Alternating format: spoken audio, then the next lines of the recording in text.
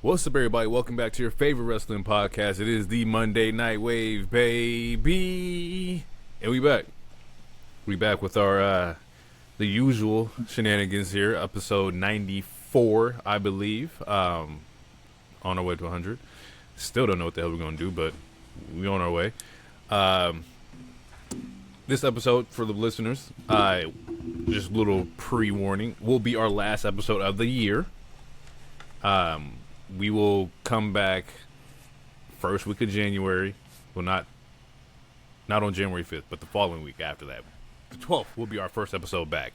But we want to let the listeners know that there will be a little holiday break so we can all recoup and recharge and not be so consumed by this pro wrestling world because, you know, we all know that it's a lot of effort that goes into this. A lot of effort in going and watching these shows, talking about it.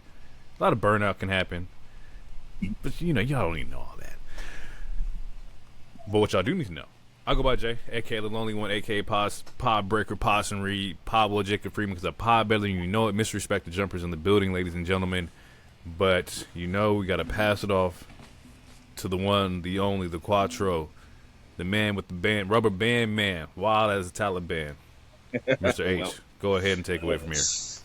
He is a wild card. He is the king of gorgeous. He is Mr. Sexy Ass Laundry, and that's not just me saying it. Everybody's saying it. His name is 4 letters, 1 word. It's the Festivus for the rest of us, and I have a lot of grievances with you people. His name is Hero, and I am he. And happy Kwanzaa, happy Hanukkah, Merry Christmas. If you guys celebrate it, this is a holiday episode. It feels nice, but feels weird at the same time. But you know what else feels nice and weird at the same time? The third mic.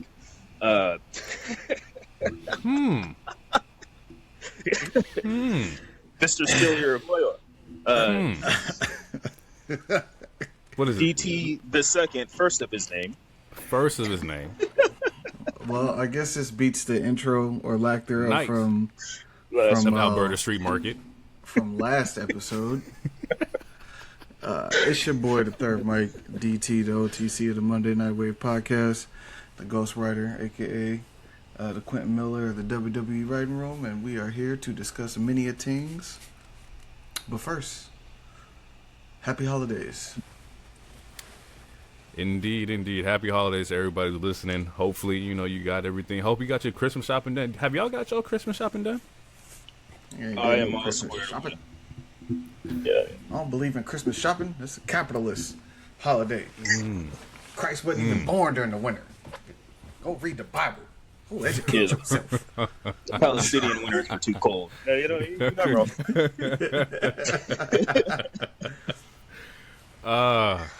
It is weird being the adults on holidays. It like the responsibility. Woo! You mean I'm supposed to make your dreams come true and give all the praise to this white man? Boy. And I still fuck with Santa, but fuck that nigga. Nigga. Like, it's different, bro. Like, just to being like the adults, like I've started to become more aware just because my brother has kids and like, you know, he's orchestrating like the birthday parties and the food and what's like, you know, the bouncy houses and stuff like that. We gonna open the gifts at this time. We gonna wear pajamas. We taking pictures. Make sure y'all ready to go. And bro, the homie just hit me. He was like, "Yo, your brother he got a photo shoot." And I was like, "Photo shoot?"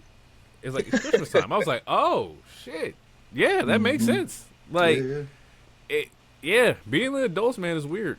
And then being the adults, and I'm like, uncle. It's like, it's also like, hey, yo, like I'm trying to be. The standard is high because I want it to be high. I want to be the dope uncle, right? So I'm trying to make sure I got all the gifts, all the toys right. You know, I'm asking them, hey, what you want? And they telling me what they want. So I'm making sure we're gonna get you what you asking for. But that bar is it's high, and it gets higher and harder and more expensive the older they get. It's going soon. It's gonna flip the gift card season. Yeah. Here go $50. Go crazy. Hey, you know what's funny? Me and my mom was talking about that the other day. Like, what's it like? Kids don't go around and have cash, bro. Like, remember, like, this used to be like OGs and be like, here, I'm like $2. You know, they give you like little $2. You go to the corner store. Like, that don't exist no more. Or they put the cash in a Christmas card. or a birthday card. Like, that's not a thing. Nope. Like, yeah, well, I mean, yeah, you can use Apple Pay everywhere now, and malls barely exist. Like, so what they gonna do with that? Kids be looking at you now like, what they gonna do with that? Kids be looking at you now like, what you got on my roadblocks, homie? Hey, what's your expiration date on your card? Wait, what? Nigga, huh? What's your card limit? What my card limit? I need this new Fortnite skin. Like, come on. Mm-hmm. The skin don't even do nothing. You just look different. You just look good. That's it. But it lets you. I need to be Peacemaker when I kill people and then do the dance on them. It's not even about that. So apparently the skins is the new designer. So if you got the most updated skin, it's like if you pulled up to the club with like whatever the latest designer brand is, Prada, Gucci, or something like that. And if you ain't got that skin, then like they started that shit in 2K. When you was walking around with a brown shirt, niggas didn't even want to. Yeah, the microtransactions was definitely a 2K thing. Mm-hmm. Definitely a 2K. Look, you got a brown shirt and sweats. You got the 2K generic. I will not play with you. It's funny to think that like Fortnite skins are like this generation's like throwback jerseys. Like, bro, like we used to like Air Force Ones and old school basketball jerseys was like our generation, and now their generation is Roblox and Fortnite skins.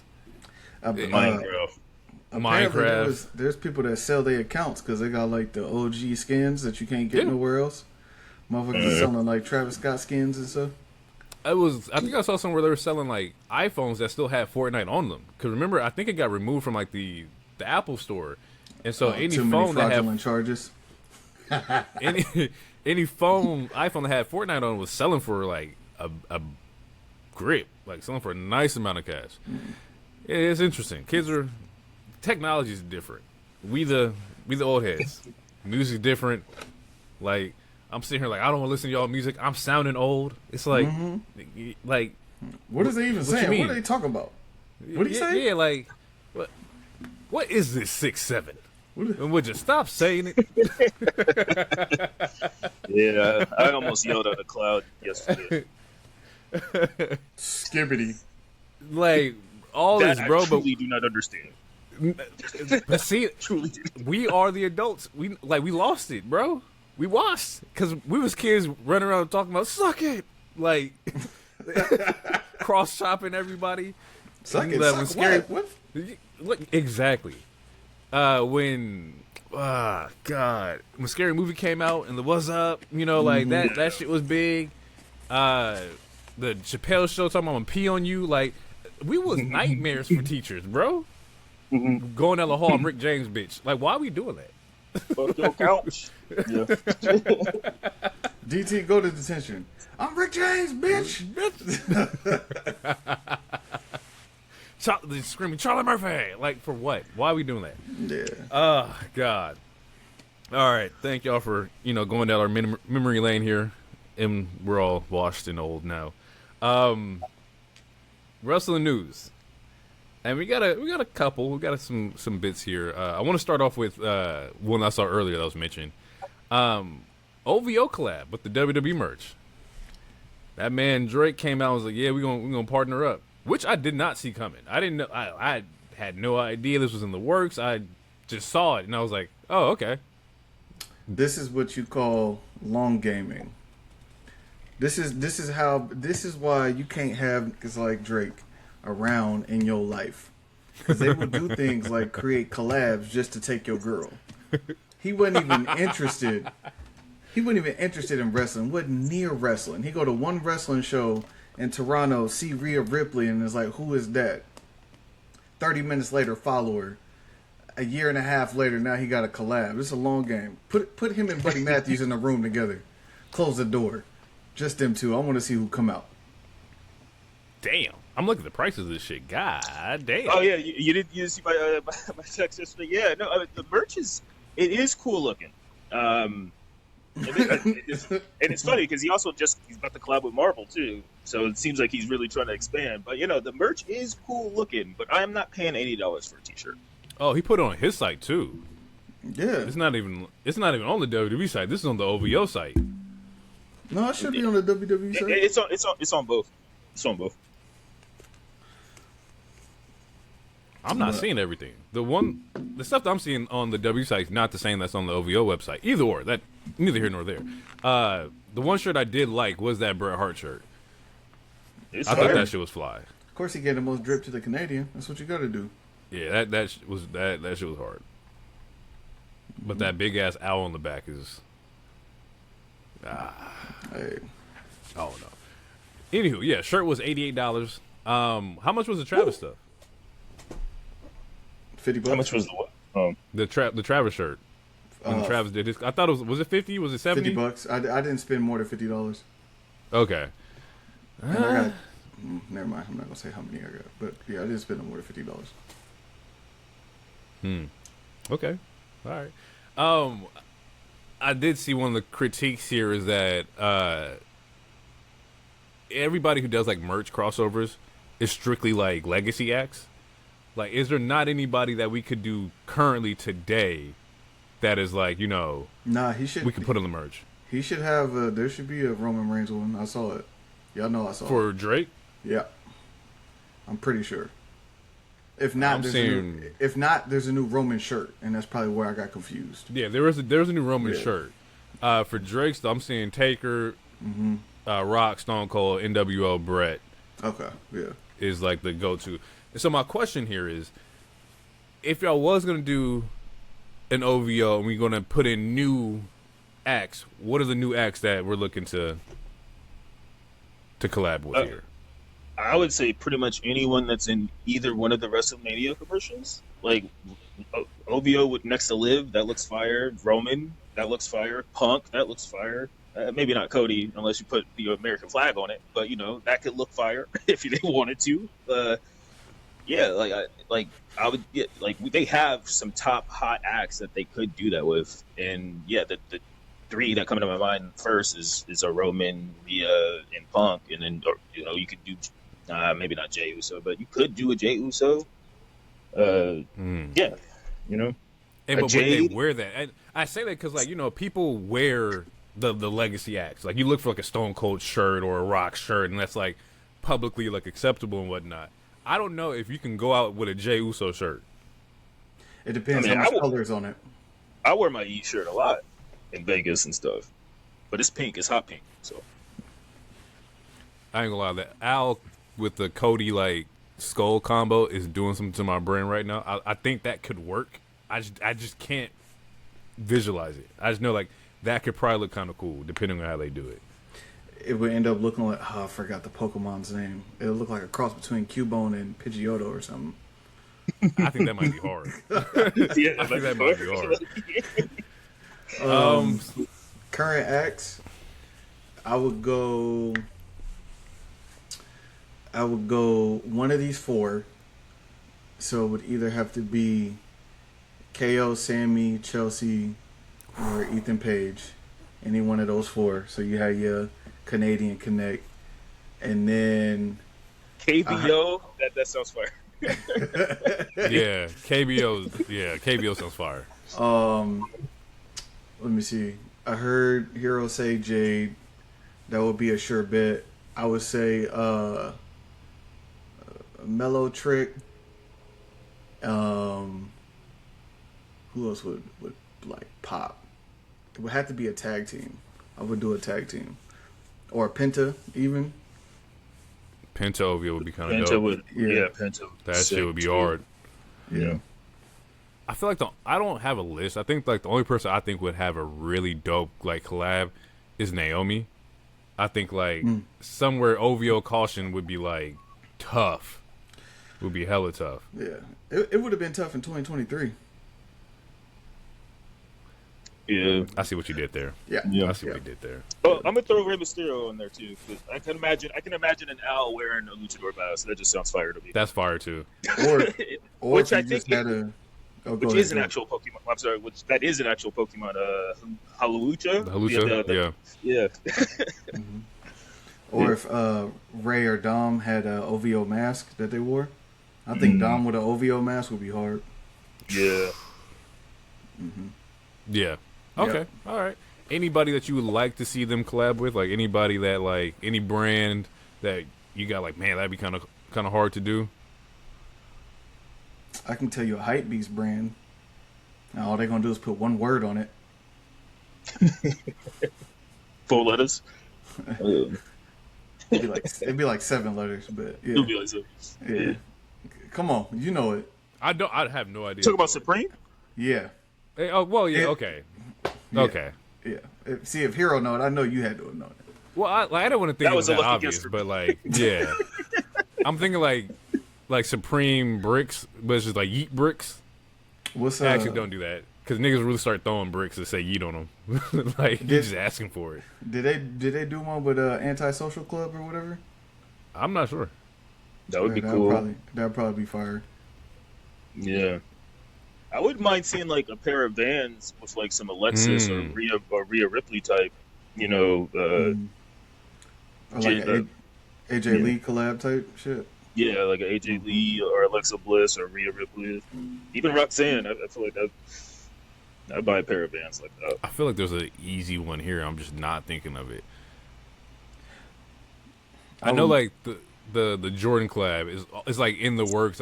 From what I'm seeing, like those Bloodline J's is coming out in the summer, so that is going to be a thing here. But seeing Jordan collab would be kind of dope too. Like I'm thinking like Cody tracksuit Jordan, like I think that'd be kind of fire. Of course, the Roman in the black and red, like Bloodline, like that shit's already on L's. Man, I would love to see them WWE do a partnership with a hygiene company, hygiene brand. To get fans to wear deodorant. Yep. Yeah, that'd be hard. WWE collab with like Colgate, so niggas can brush their teeth.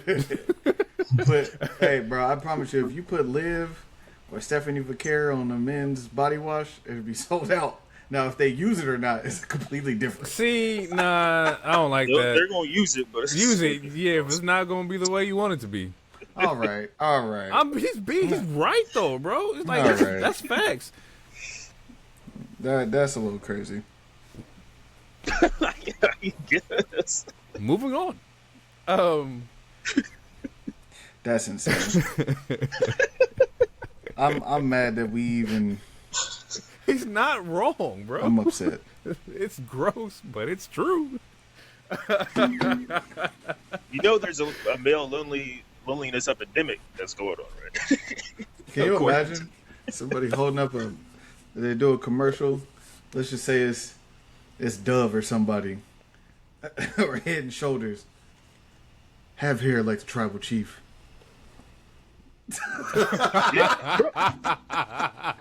I could totally see Roman Reigns in the Old Spice commercial. That nigga got to box Troy. Yeah. He can't fuck with Palomalu. That's already forsaken ground over there. Mm-hmm. I think you have to do it like in opposite. It would have to be funny. It had to be like, I don't know, like somebody bald doing it, right? Mm-hmm. Like imagine 90s and Stone Cold was doing like a Head and Shoulders like commercial or some shit like that. Like he has to be somewhere. I massage my scalp with this Head and Shoulders. What?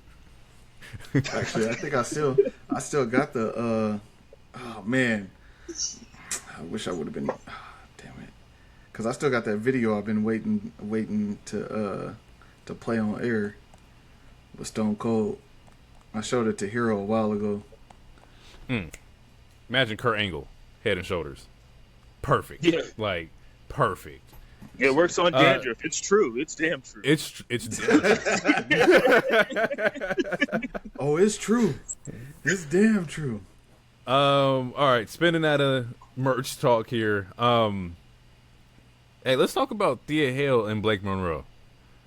Let's talk about what happened over this week and the frenzy that happened here, and a lot of finger pointing, a lot of blaming here, and I get why people are saying it, but I don't know, bro. So for the listeners here, Thea Hale versus Blake Monroe was a match that happened on NXT. For context here, NXT is pre-taped. That's how they operate. No, not all the time. No, it was pre-taped for holiday. It was the holiday. Yeah, it's the holiday. Yeah, my bad. The holiday. So they're pre-taping this match here, Looks like Thea Hill does a diving or aerial move here, knocks the wind out of Blake Monroe. 1, 2, 3. Now, in this clip, you see Blake's hands go up like late. The ref is going; he's counting all the way to 3. Which is what he's supposed to do. It's definitely what he's supposed to do. And I saw the clip where people were like saying that, like, "Oh, she says get off me," right? Like there's vocal cues or something happening here. And my take with that is that vocal cues is not a kick out. Nope. That you saying get off me, the match got to go. It's going to keep going. So it ends up where Thea Hale wins the belt here. Everybody's shocked. The Including crowd is Thea. shocked. Mm-hmm. Production is shocked. They play Blake's music first and then have to figure out, like, oh, that's not her music. We got to switch this up. Like, everybody was fucked up. Let's just say that. Everybody was fucked up. I think part of me was like, okay, a botch into a title win is crazy. Like, I don't think I've ever seen anything like that. Like a botch into a title win, like you are the new champion, absolutely nuts. But then at the same time, very surprising, very like unpredictable, very like, oh shit, this person is you catapulted somebody into making them a star, right? Like over a botch. That doesn't happen. You can't say the word botch and superstar in the same like sentence. That doesn't really happen like that. So you create something out of a mistake. What did y'all take on that? What happened? How'd y'all brains wrap around it? What y'all take? I thought it was hilarious. Yeah, there was a lot of finger pointing. I think the reason she said "get off me," like again, this is all alleged, but I think the reason she said "get off me" was because like her arm, besides the wind being knocked out, like her arm was jammed up, so she couldn't put it up or whatever. But I'm fine with it. Like, there's a part of me that still thinks it was on purpose, because it wouldn't be the first time in just the last 2 years where it looked like something looked like a botch. And it was either purposeful or it was an actual botch, but then they just figured out a way to add it into the story later on. I thought the discourse, like the actual negative discourse about it, that part was just like, it's not that serious, you guys. It's not that deep. Like, she'll just win it back. That just makes her 2-time. Like, it's fine. Yeah, like I don't know. Like people were like, oh, the downfall of Mariah May, like all this other doom and gloom stuff. I thought it was fine. There's a part of me that still thinks it's work, like I said, but yeah, no, I just thought it was funny. Like, I mean, and then it's what is even funnier is that apparently Thea Hale did exactly like what Bayley was talking about in an interview the other day, where people they view the match and they just leave immediately. They don't watch any of the other matches or that wasn't about her. No, I'm not saying it was about her, but I'm saying it's like because that interview came out before that match happened, and then that happened, so it like kind of plays into what Bayley was saying, to where it's like a lot of the time. It's the Thea was there because Thea took like photos and everything for like the shoot. They had to, or she had to because we had to retape everything. They're talking more so like other talent, so like Ava to come out and like restart the match or whatever. Having those kind of talent there to kind of be there to change shit if needed. That the shit that I was seeing was that Ava wasn't there, therefore you couldn't have your GM come out and rectify the situation, if you will. What would she have said? Start the match over? You shouldn't have won? Like, ain't nobody trying to hear that shit. It wouldn't have made sense. And then also it's honestly it's a catch-22 situation, and I'll pass it on to DT. It's a catch-22 because if they would have did what we've seen like twice and maybe 3 times this year in both companies, where the ref like just fumbles and stops the count, and everyone is even more confused.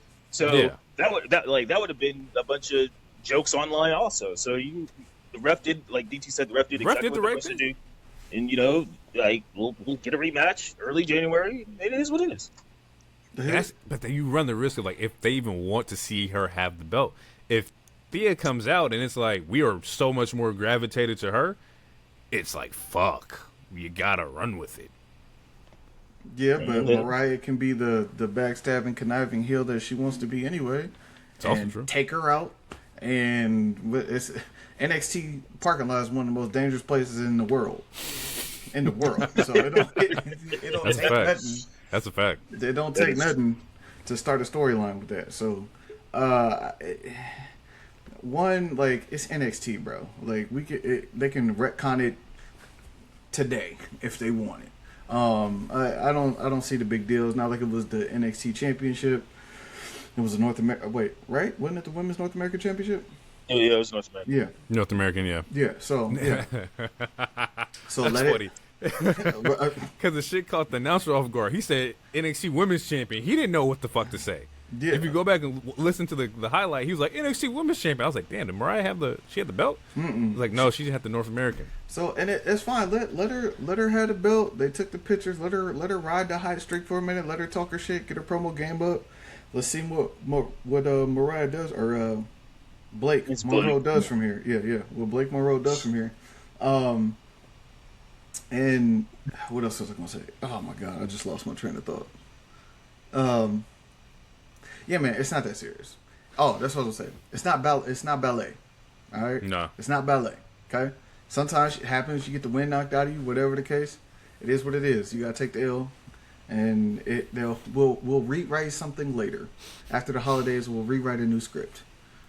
I like the tweet from Blake afterwards was change your fuck ass header, like, because it was immediately into like and that's where like the lines were like blurred between character and reality. Like, you got me fucked up, bro. Like, it was my moment, my time. I'm still champ, and you over here taking pictures and Seth Rollins sitting around the ring and shit. She running around.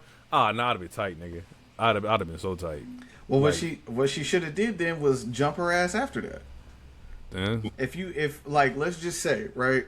Let's just say you fucked up, shit happens, right?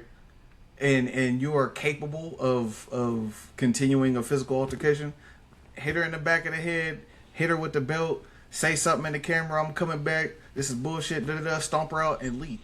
Like, then at least, like, okay, if I'm writing or producing, I'm like, all right, cool, like, you saved the spot. Like, it looks like we meant to do this.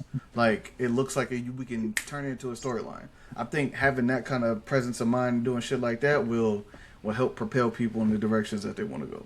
But I'm just watching from my gaming chair, so. Facts. Speaking of watching, or somebody who's going to be watching for a minute here, it looks like Bobby Lashley is out with injury indefinitely. No timetable on the return for Bobby, which makes sense because I was like, we ain't seen them in a while, and I was like, what happened to their story? They were coming off the pay-per-view, and they're supposed to have a story and whatnot, and I was like, where'd Bobby go? And so, makes sense. Bobby's injured. We won't see Bobby for a minute.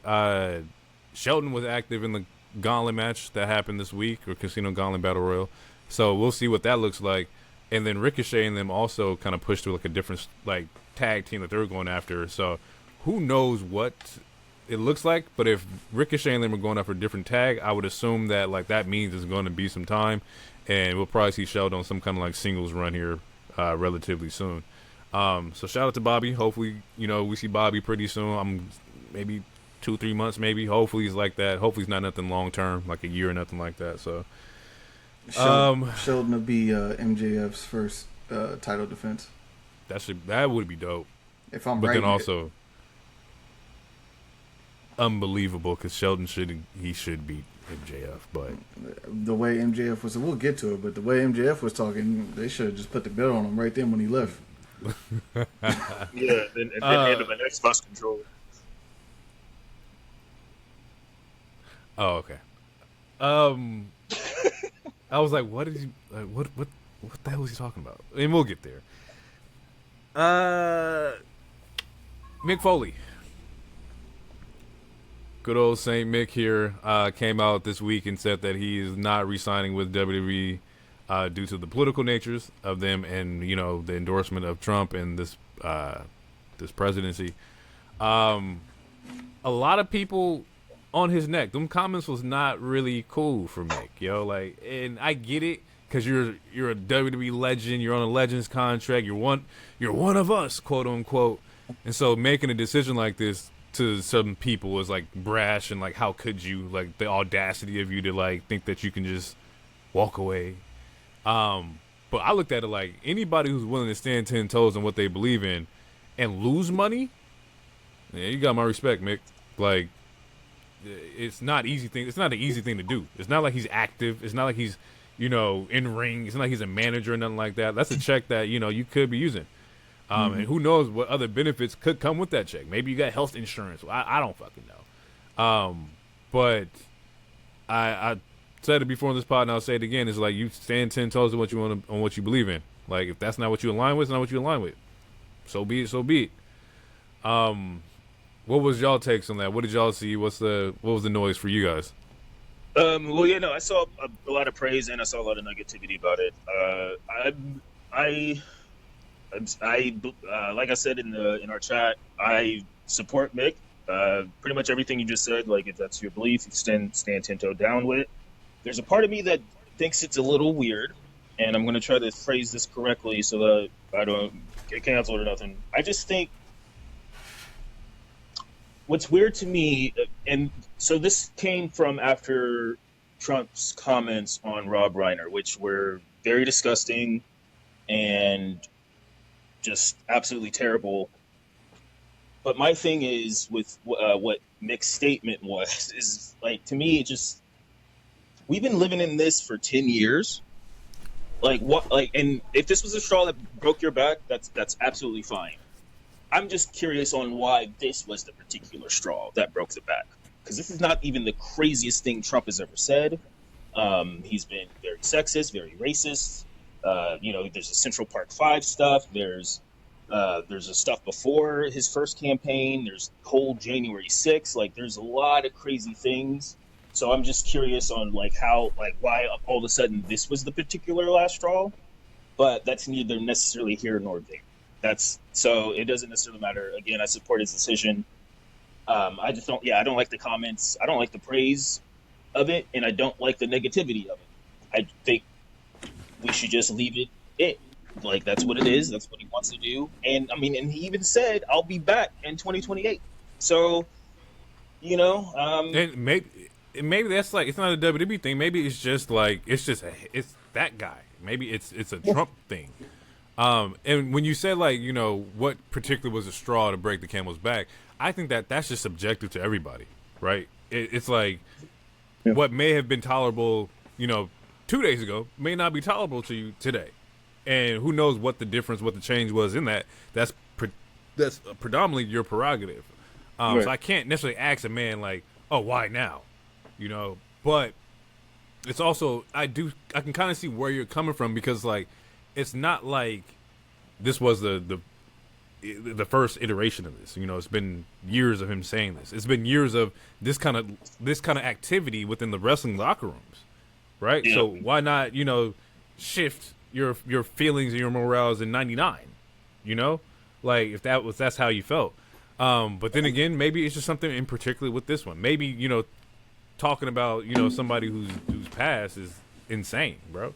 Yeah, And being being a promotion that is willingly endorsing that person who is praising or talking bad about somebody who's passed, maybe that's enough. Maybe that's just too much, bro. So it is what it is. Yeah, no. And my last thing is, the promotion is not aligned with him, though. That's where my confusion is, because he said he mentioned the word colleagues, and besides Trump, the Roman GQ interview, in Logan Paul, and I guess in Undertaker, what colleague? Like, the promotion itself is not necessarily aligned with Trump, but I understand what he's coming from. Like, we see Triple H twerking in the White House twice, but that's one individual.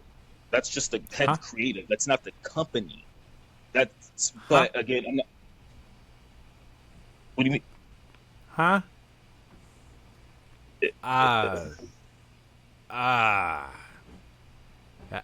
The company is really in there. The company. It may not be like all up in your videos, Suge Knight, but they are in there.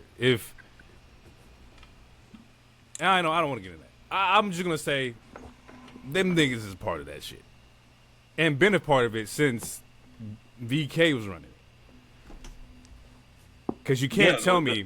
That goes to my first point as well. You can't tell me that as an essential business you're running WWE during the pandemic. They got the approval to do that. That's unheard of. Like the NBA had to stay where they was at, and be in the bubble and whatnot. But wrestling was not a part of that world of like the NBA and shit like that. So both AEW and WWE stayed in their own respective places. Yeah, they had true. a PC. AEW was in the Jaguar Stadium. They both were active.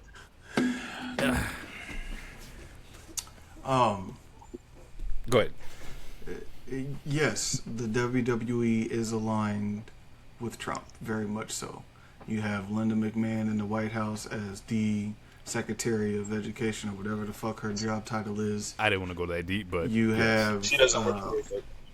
You have she doesn't work with it. She's a face of WWE.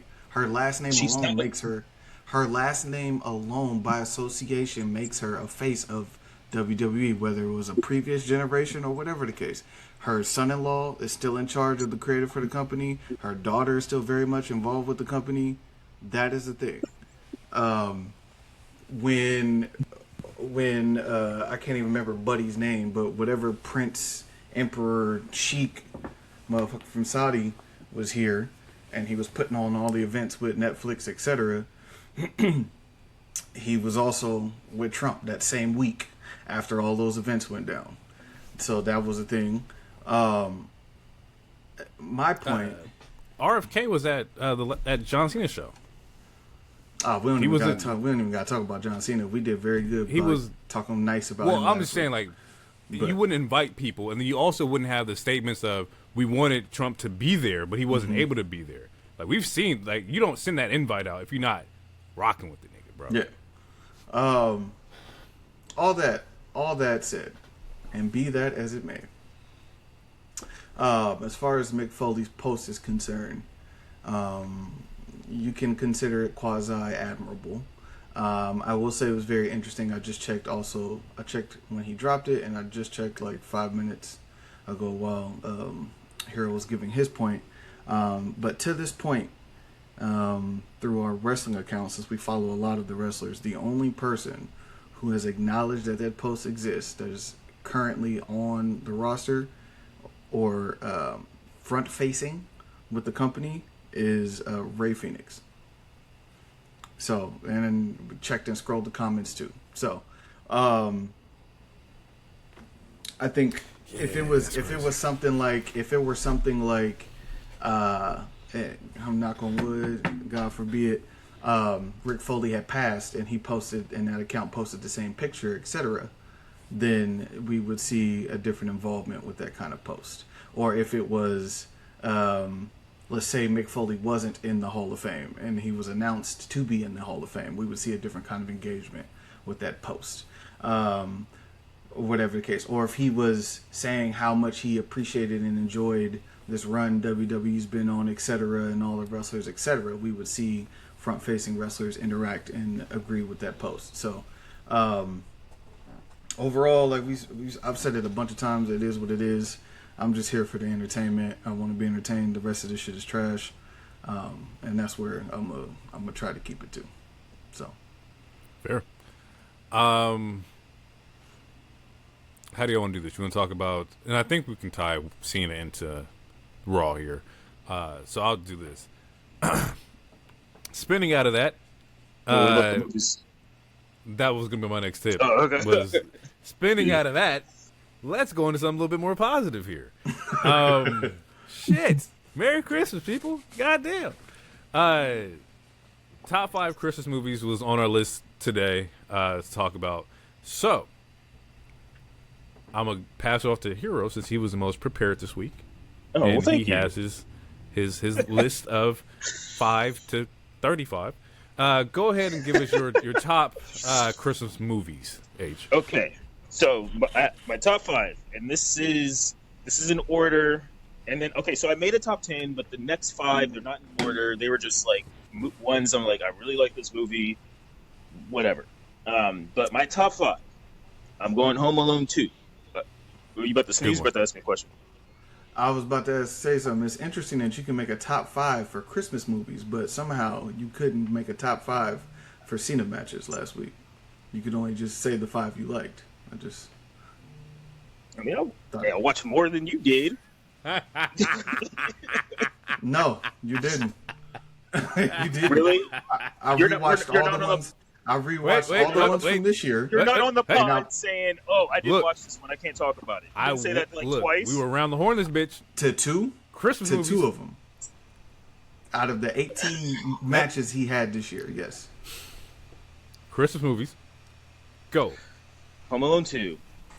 Then Home Alone 1. This one is kind of a twofer. And it's only a twofer because the cartoon version is only 20 minutes. But the third one, I got to go with How the Grinch Stole Christmas. Jim Carrey is absolutely phenomenal in that. And if you want to talk about, you think Not Like Us is a good diss record, re-listen to how the Grinch song and how that dude who's singing the song is dissing the shit out of the Grinch. He is saying so. It's absolutely hilarious. It's one of the greatest diss songs of all time. I don't think I've ever watched the movie all the way through. Oh man, well the edit, I can't do it. It's only 20 minutes. Live action or the cartoon? Both. Like something about the Grinch has never like sat with me. That's crazy. It's because he's green, isn't he? That's a quote from the movie I don't know.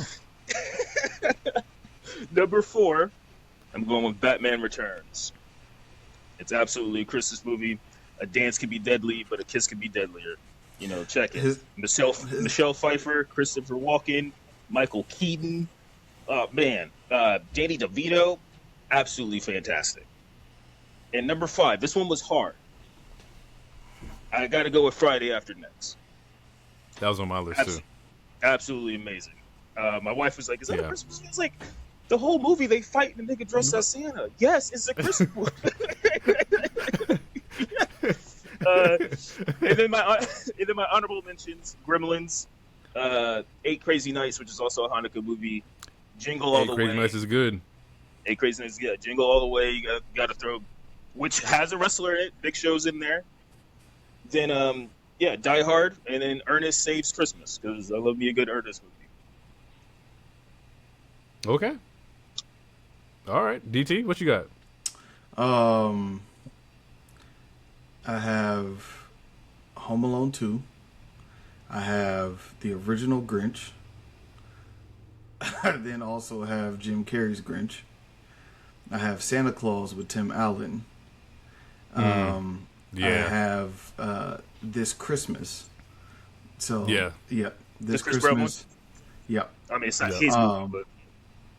And then I'm standing on a hill with this one, and I'm fine. I'll take all the arrows for this movie. Red One, starring the bald fraud in Dewey Johnson. I heard it was good. Yeah, I haven't seen it, but the people that I have mentioned it, or they mentioned it to me, were like, "Yo, it was a good movie." It is a Christmas movie. Like, yeah, no, absolutely. If you like the spirit of Christmas and what it is supposed to mean, it is a Christmas movie through and through. I will add one other thing, hot take, because this movie was pitched to me as a cult classic, and I had never seen it up until 3 days ago, and it is quite literally one of the worst movies I've ever seen.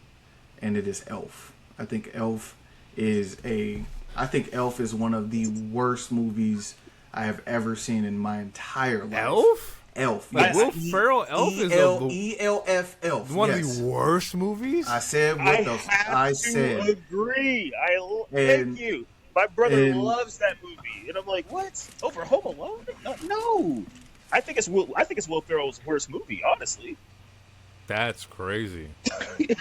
I can understand it because, like, I could understand the aspect of it being like overhyped because everybody's like Christmas movies Elf.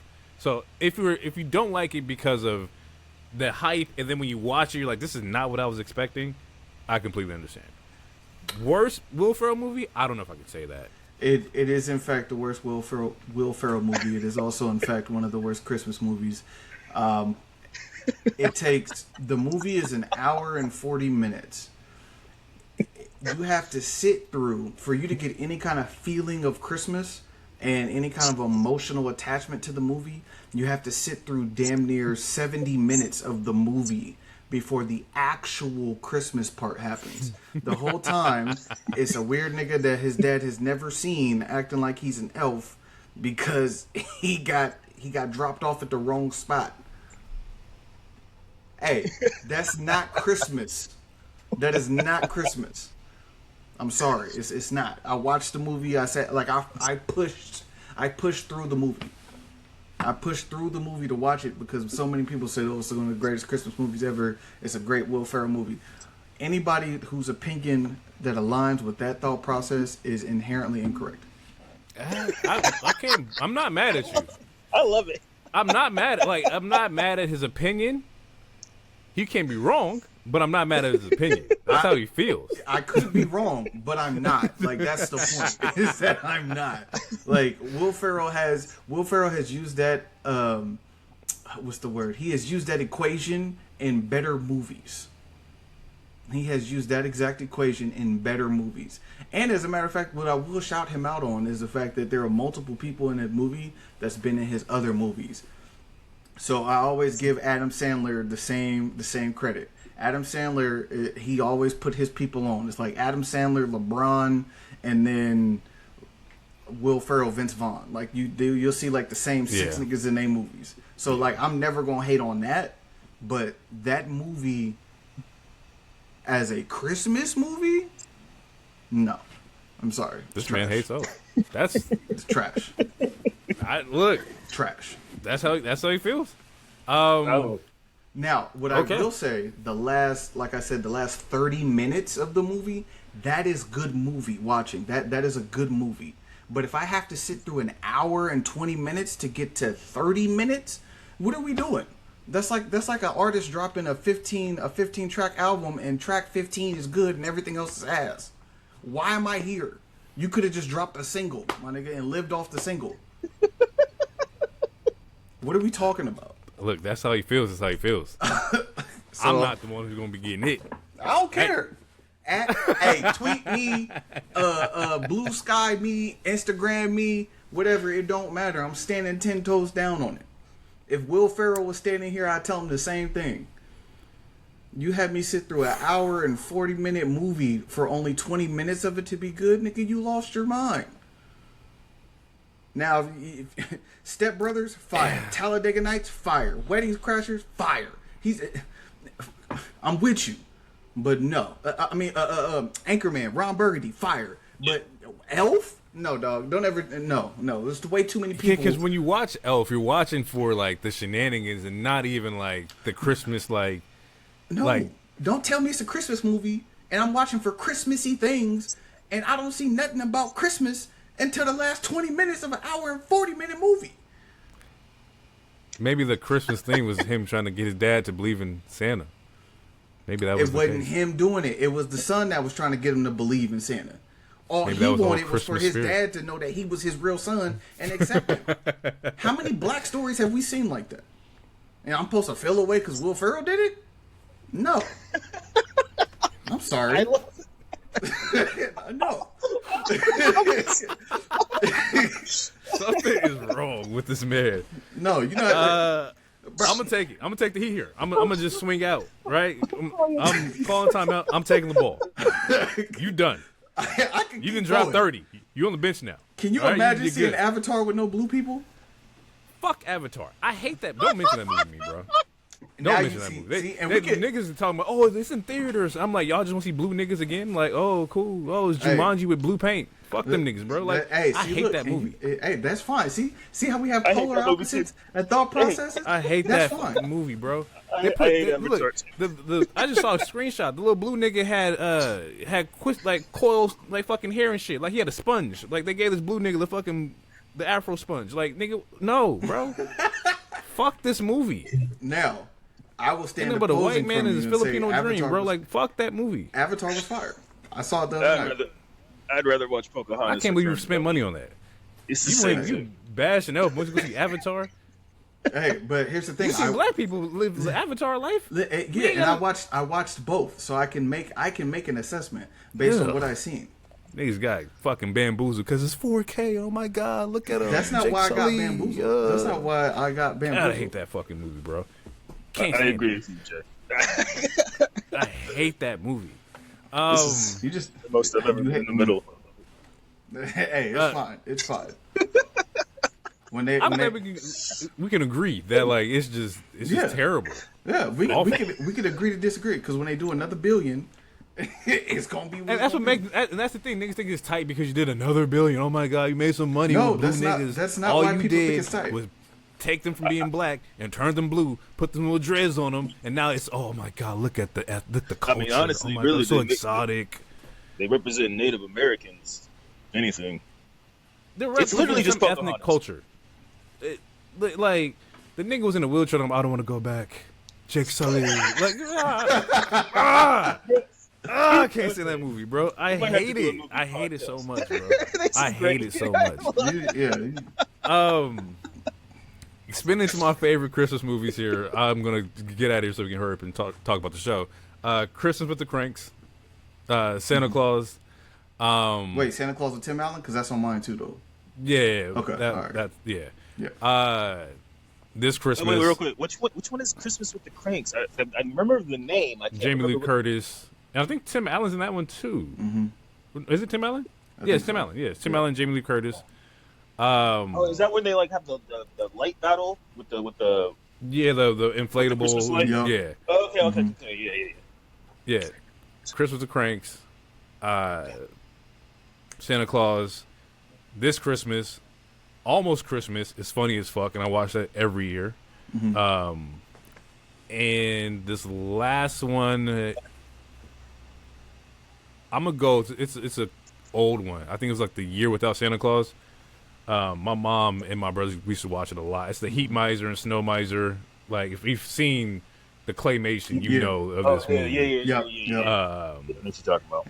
So I think that's gonna round out my 5. Honorable mention though is Home Alone 2, which is solid. It's crazy that is an honorable mention for you because that is highly regarded as one. Like, okay, so just, and I know we're a wrestling podcast, but I don't want to say Christopher Columbus, but I can't. I think that's Chris Columbus. What he did with those two movies, Home Alone 1 and 2, is what springboarded him into being like the Christmas director. So much so that he was the one that got pulled to direct Harry Potter, Sorcerer's Stone, and Chamber of Secrets. Because they were around. I saw that on a Christmas list. I was like, Harry Potter's a Christmas movie? Yep. And I would have put both of them on there, but then I'd just be exposing myself as a nerd. So I just... Never watched them. You never... What? Okay, see. Not the 10 minutes of shitting on Elf. That doesn't make you a nerd. Because you didn't want to put Harry Potter on there. Never watched it. If I put Harry Potter on there, Harry Potter would go Home Alone 2, it'd go Harry Potter 1 and 2, and then I'd have to move some other shit around. I don't see. Okay, I feel like there's not enough Christmas in those movies. Just like the same argument with Elf. If a motherfucker is going off of the fact that there's snow and it's Christmas time, like they would with Die Hard, then I can put Harry Potter. Well, if that's the case, I'm throwing Mean Girls in my Christmas movie. There was a Santa dance scene. Cool. If you want how you view Christmas is how you view it, as long as you don't align with the views which is Elf, because that is not Christmas until the last 20 minutes. Then I'm Gucci. I'm solid. Can I get like a Best Man holiday?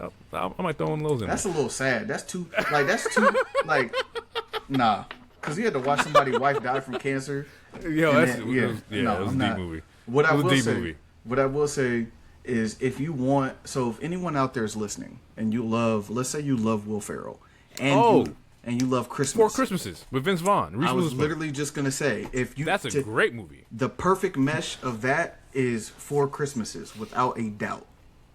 You still get all the people from the Will Ferrell, Vince Vaughn universe, and then you get all the funny moments, and then you get an actual Christmas, like you get the meaning of Christmas in that movie. So, yeah, 4 Christmases is definitely if you're somebody out there who loves the Will Ferrell humor, you watch 4 Christmases, not Elf. Elf is dog shit.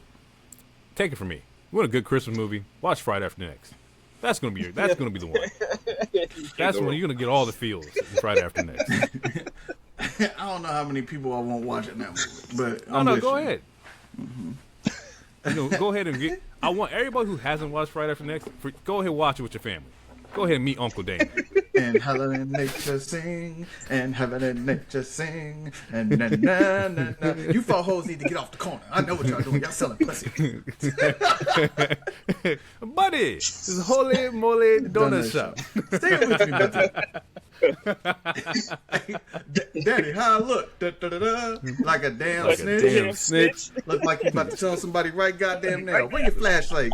You got to shine some damn body. Tastes so good, make you want to slap your mama. Hey, mama, what you want, Willie? This one's lollipop. I calls her lollipop. Lollipop. He said, if you tired of that barbecue from up the street, where they give you more sauce than they give you meat, bring your big ass down to breast park.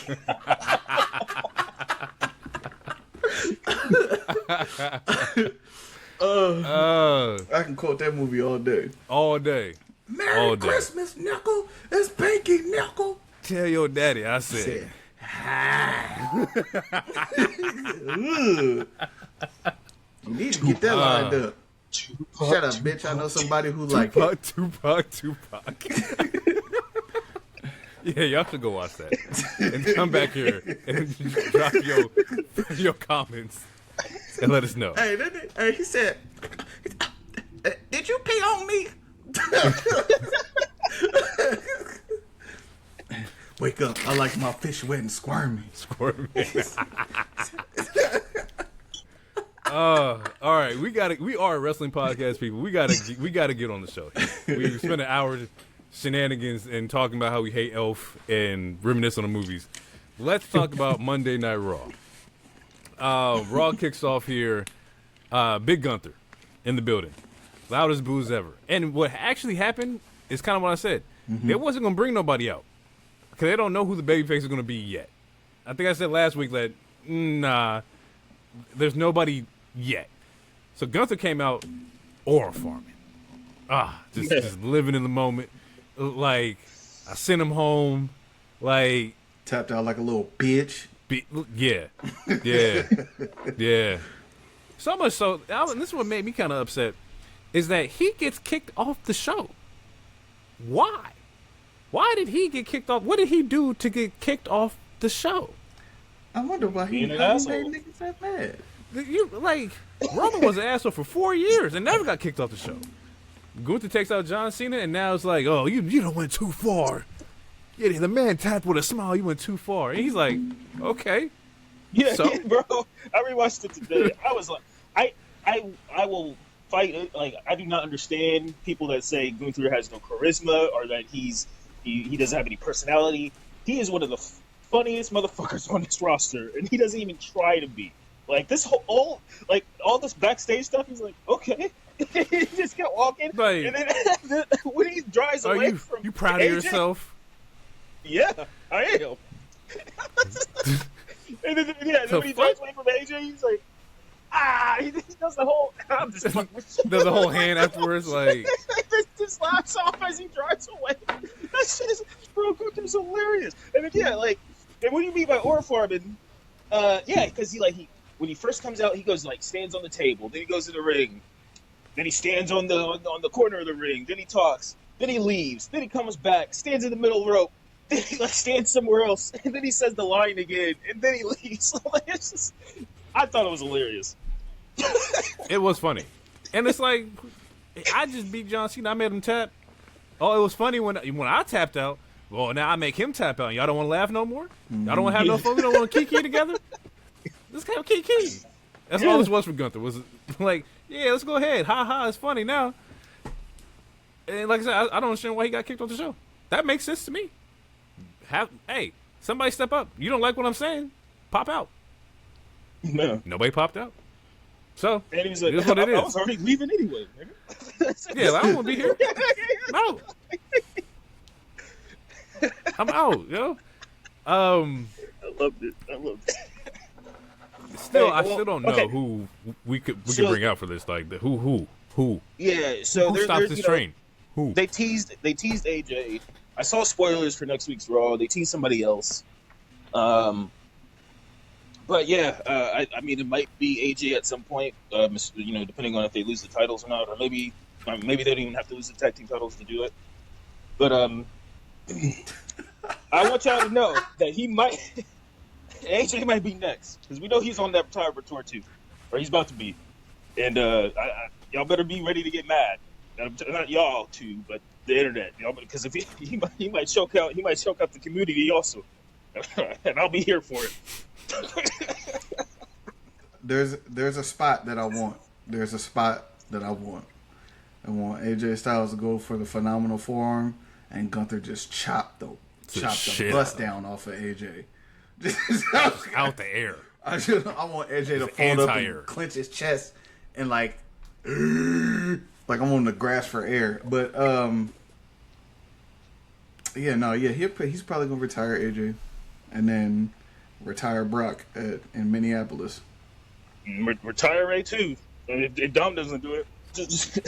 And I think Jay said this a couple months ago, but like if they want to make him the new Legend Killer, I'm fine with that. I'd be fine with it.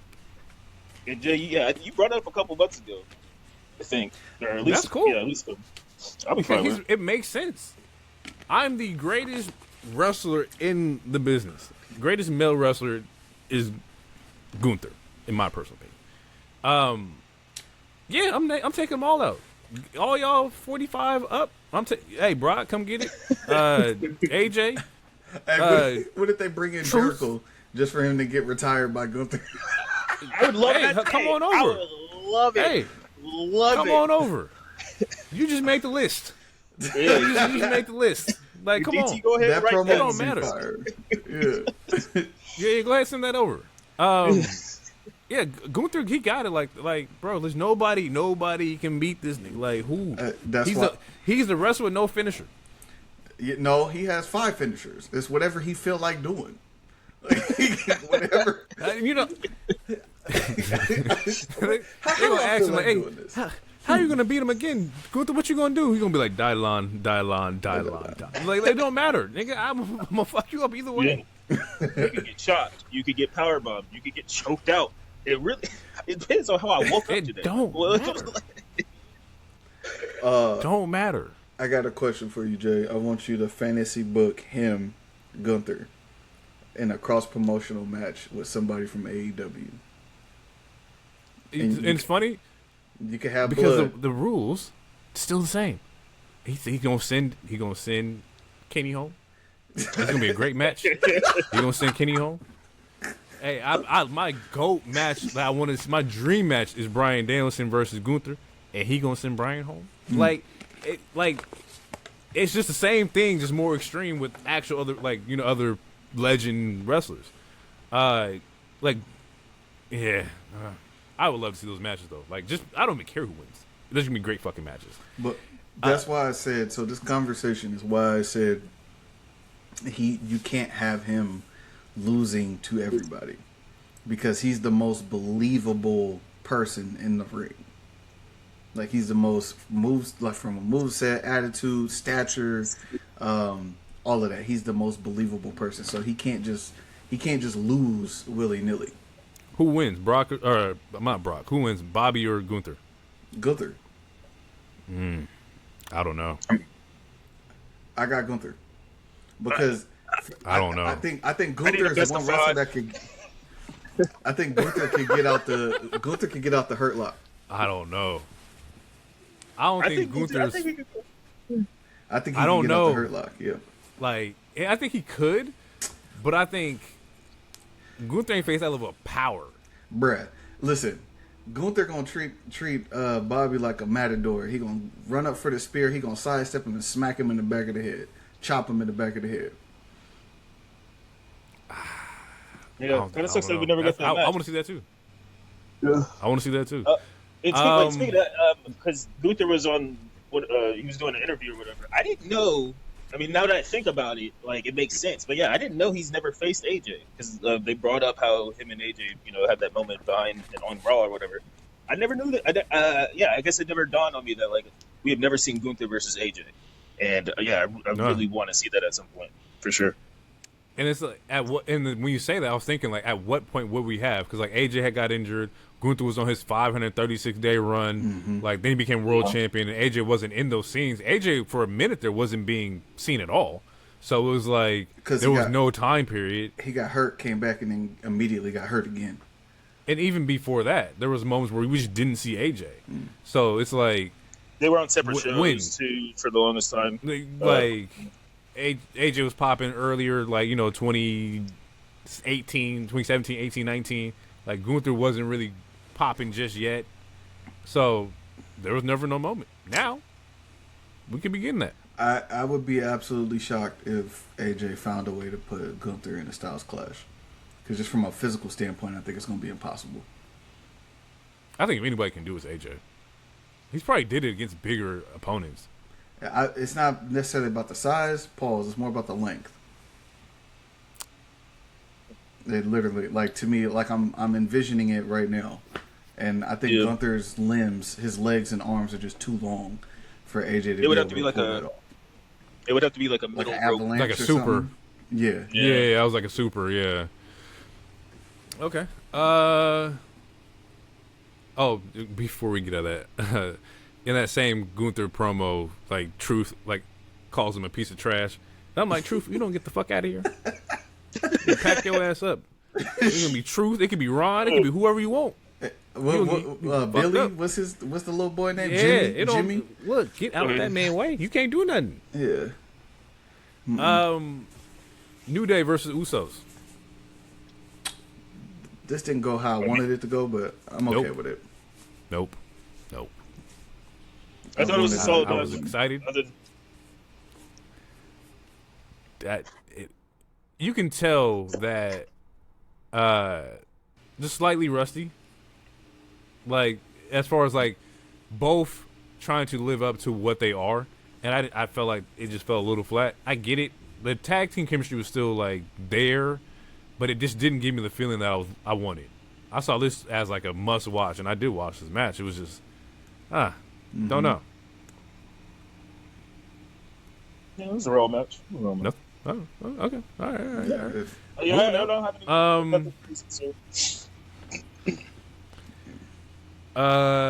Ivy and Maxine. Any takes here? Anything you want to get off the chest here? They're both improving. I will say that, and I like the look of both of them now. Like now that Ivy's not wearing the braids, and Maxine is a little more, I guess, hard. I don't know how else to badass. I don't know what. She's not Alpha Academy. Yeah, but she's shaking the goofiness. Yeah, she's shaking the goofiness. I thought it was cool. It wasn't a barn burner or nothing. Meltzer ain't gonna give it a 5, but I thought it was a fun match. It did what it needed to do. Maxine is still learning, but she's improved immensely since when we first started the pod and saw that one match. I think it was against Rhea, and I was like, send her back to the NXT or whatever. Like she is improved. Yeah, you was so on much. Maxine's ass. That was a really bad match, though. But since then, like she's improved immensely. So I got to give it to her, and got to give it to Ivy because she's improved too with the lack of time that they actually get to improve because they don't get that many TV matches or anything. So kudos to them, and her working with Natty is, the dungeon works, So now everybody did the dungeon.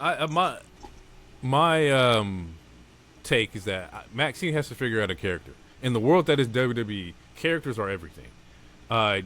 Being blonde and athletic is only half the step, half the battle here. Like, you have the image, but it's more than having the image. You got to have something that can connect with the audience. And if she doesn't have that, it's just not going to work. That's WWE. You have to have something that gravitates to the masses here. And I just don't know what that is. Like, because you're not the best blonde athletic person on the roster. You got to put Tiffy up there. Like, that role is already taken. So you have to have something that's unique to you. And what is that? I don't know what that character looks like or what that process will be for her. You want me to tell you what it is? Go for it. Her character, as of right now, is what's the best way? She's a overachiever. She's the one that like people root for her because she's been bullied. So she needs someone to bully her for people to root for her as a babyface. If you were to just put Maxine against anybody in the ring, people aren't going to inherently want to root for her because there's no reason to. But as long as she has someone like a Becky Lynch that is holding her down or belittling her or giving you that sympathy, then people will continue to root for her. You're putting her like in what I'm getting from that is like the Sami Zayn tree. Like you need the you're the Sammy. Well, let me. Yeah, no, I can't do that to Sammy. Let me reiterate. Like Okay. you are going to be the fan favorite that people are rooting for. Like but you need to go against that heel. Yes. That's just undeniable. And that's what I meant by that. So in the Sami Zayn tree, it's like he does it with Gunther. You know, he had that with Roman. Like you need like that over the top heel to push you into like that next stratosphere. Yeah. She is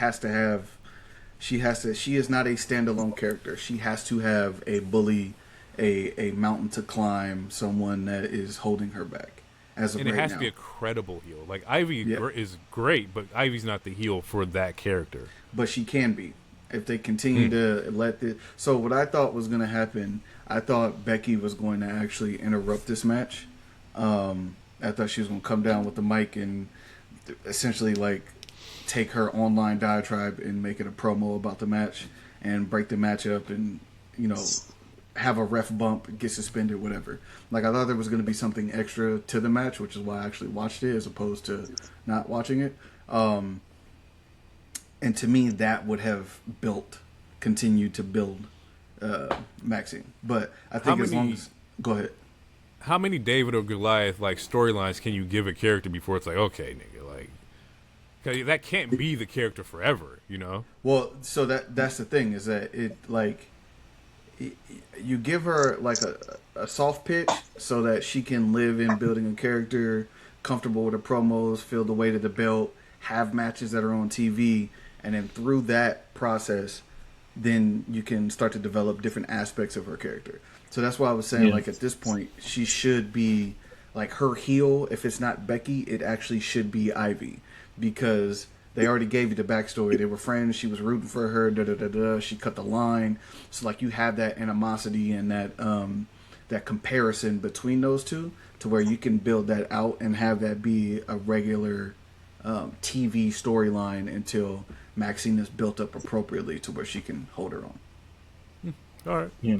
And to go off a little bit of what DT was saying is that I think part of her character right now is, I mean, we'll see how it plays out, but I think a part of it is like a false confidence.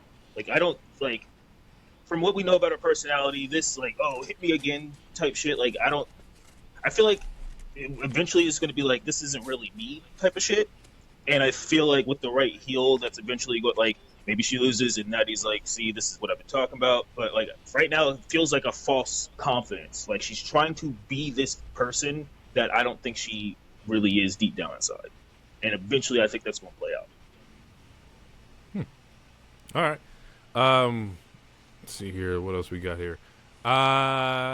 Any thoughts about Nikki interfering in Valkyrie's match here? That look like that story is not done yet. Yeah, it's going to lead to a multi. It's going to lead to a triple threat. I did see that the triple threat. Yeah.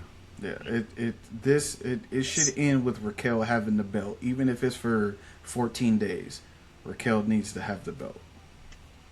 Oh, so we're off back here. We're done with it. Yeah, right now she doesn't like and it's not her fault. It's that there's no storyline around her except for the fact that they're just now getting into Nikki and her, which is cool. It's okay. It gives Nikki something to do that we can elicit a response for Nikki, but there's no like. If you listen, listening to the crowd and just from my perspective, I'm not bought in to Valkyrie as much as I was if she would have had Naomi to bounce off of, etc., and where that was going. But the reason why I'm saying Raquel needs to have the belt is because there's a bigger story undertow that's right underneath all of this with Liv and what that looks like for Liv's jealousy, etc., and her place back in Judgment Day, and that's what I want to see be carried out as a viewer. I want to see that storyline. Yeah, I get that for sure. I think that Valkyrie has also had like a shit like run per se, because I don't know if I would have necessarily put Nikki against Valkyrie, right? And to be honest, I probably would have went after one of my big three. You know, I would have went after like a Becky, a Charlotte, or a Bayley to kind of like let's flesh this out here, because by doing Valkyrie or not Valkyrie, but by doing Nikki Bella. And then I think previously we had saw maybe a while ago was the Tiffy match. There's nobody that really can play the heel role that we need. It's kind of similar to what you're talking about with Maxine, that you need that heater, that heel that's going to be that undeniable like force. And if you don't, you just have Valkyrie just running through whoever she needs to run through. It's not believable that Nikki could get this belt off of Stephanie. Right. And if she does get it off of Stephanie, do you want that? I wouldn't be opposed to it. So to go back to piggyback off of what both of you guys are saying, I think the problem with the Valkyrie thing, now I think I mentioned it on an episode before, is that she doesn't really have a story to sink her teeth into, and with that story comes the good heel to play off of. And to me, it was kind of a shit situation to where they had to get the belt off of Naomi due to the pregnancy, and they didn't want to put it right back on Io because they had a whole plan with this Rhea Io stuff that is still playing out with them being a tag team. So then they put it on Valkyrie, but they put it on Valkyrie with like no. She's just been having random ass one-off matches. Like there's no story to sink her. Like people love her, they like her. She has a good moveset. She's attractive. Like she gets a reaction, but she's not getting the true like big baby face reaction that I think they want her to have. And I feel like a part of that is because it was a little too soon to put the title on her without like some good opposing figures to go against. Like because Becky's busy. Like there's too many people that are busy, and I think having her lose the title and go and be in the chase, like actually be in the chase, like how she would have been if Naomi didn't have to relinquish, that's going to build. Again, similar to what DT said about Maxine, it's going to make the audience want to care more and be way more invested in her than they already are. And they are invested in her. Like, they pop when she does her moves and all this other stuff, but it's kind of milquetoast. It's just like, I don't know, like, we need a little more from her. And I think having her be in the chase and having her go against a Becky, having her go against some of these other top, like, actual heels, that would help, and Nikki would help. Nikki's like we can say whatever we want about like her in-ring stuff, but she's good on the mic and she gets reactions. Whether it's Nikki or Raquel, I don't think it's a bad choice either way. But I kind of agree with DT where it's like I want to see that storyline play out with Judgment Day. I think it's Raquel has had it's a shit situation. I think I was looking at the matches that she's had, and she's had 4 title matches. Between September and December. Out of those 4, it was the change with Io, and then it was Raquel on Raw, Nikki at Survivor Series, and then Raquel this week here. She hasn't had anything thrown at her. Like this, it's not her fault that she's getting fed this run here. Like, and then every time we do see creatively, her, we need to figure something out. Yeah, and then every time we do see her, when it's not in one of those matches, it's just like her coming out and then cutting a promo, and half of it is in Spanish, and it's not translating. And that's not her strong suit. Yeah, and eventually her matches is what translates. Yeah, exactly, and eventually it can be, but it's like okay, you don't have a story for her, but we have to have her on TV, so we'll just have her come out and thank everybody or and some shit. Something. And it's like, no, I don't want to see that. No one wants to see that. Like, I mean, it's just. Yeah, this title run is doing us. It's very similar to Julia, where this title run is kind of doing a disservice. Like she needs the right opponent and the right story. Does the Judgment Day story of Raquel and Liv need to have the belt? Yes. Why? Because this is how you can break Judgment Day up. We've been talking about breaking Judgment Day up for the last 3 or 4 years, and when Raw gets stale. And or people are hurt or they don't know what to do with storylines that involve other people, they put a majority of the titles on Judgment Day. And so they'll sit with the titles for a while because they know that at any point in time they can break glass in case of emergency and break off storylines. So we've seen multiple threads where you've had Finn have beef with Dom because Dom is getting too big for his britches. You had JD feeling like he couldn't trust Dom because of issues with Finn. Then you had Roxy with Liv and Roxy with Raquel, and then now that Liv is back and in the picture, there's a chance where if you wanted to flip somebody like Finn backface, have him active, have him back in the chase, you can do that. If you want to push Dom even further, you have the opportunity to do that. If you want to flip Liv into a face, which I thought was going to happen at Survivor Series when she came out and slapped Dom, the pop that she had when she came out and when she slapped Dom was very telling. So there's a break glass in case of emergency situation with Judgment Day, where there's a full thread of things that you can tell, but we're getting so far away from the times where they dropped all those breadcrumbs that the only prevalent story right now is the fact that Liv is back, Raquel's been killing and leading the tag team, and Roxy's been pulling her weight, and there's a sense of jealousy like, damn, all four of these people did all this shit without me. I need to get my shit back and be right because I'm the one who pushed Rhea out. I'm the one who helped push Damian out, and I took over with Dom, etc. So yeah, and it was kind of interesting. I was going over like the previous title holders of the belt and just look at the matches, and a lot of them didn't have a lot of like title matches. So EO had the belt for 132 days, only had 4 title matches. Mm-hmm. Rhea before that, I believe, had 7. And then Liv before that had the most, which was like 11, but she also had the belt for 226 days. So like we're damn near almost in the 230 days and had only 7 title matches. Like something has to change here because Liv is able to get over because she's Liv. Rhea is able to get over because she's Rhea. So when you take these belts and you put them on people that we are trying to elevate, they need the storylines behind that.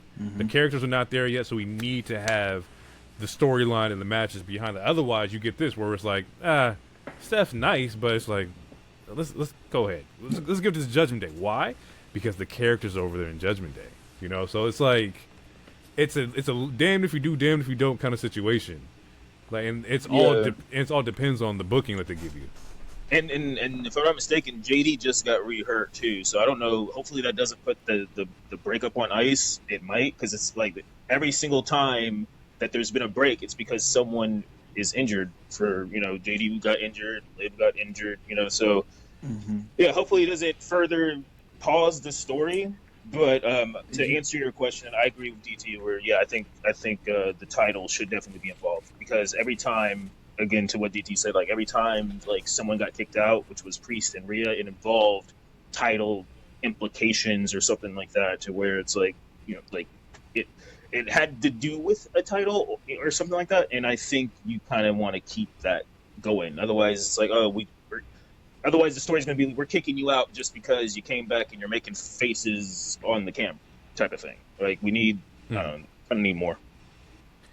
I don't think the breakup I don't think JD's absence should put the breakup on ice, because you can literally have them break up and Dom be with Liv, and Liv now has Raquel has the belt for a little bit.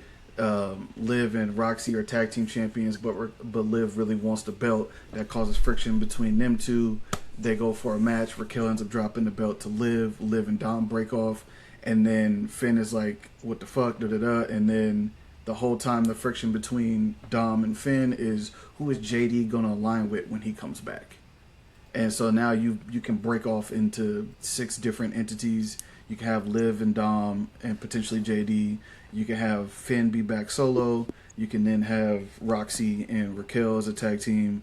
Or you can have JD go with Finn and continue to do tag team shit that way. So I don't think his absence should put any breakup on ice. I think it could actually be an actual additive to storyline for them.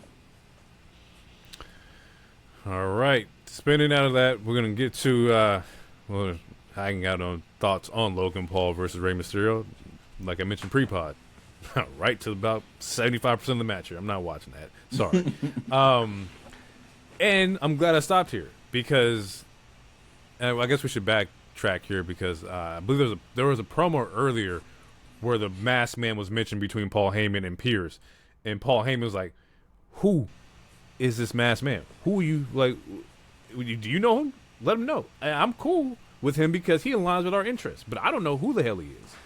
So it's either giving the idea that Heyman really doesn't know who the masked man is, or somebody's moving without his knowledge. And from this match, it made me think that maybe it wasn't a Heyman move. Maybe it was somebody else's idea to bring in this masked man. I have two candidates. I don't know how we. Yeah, I can see that. And we'll get there. Okay. Division comes out and stops the match, right? Bron comes out, Breakker comes out,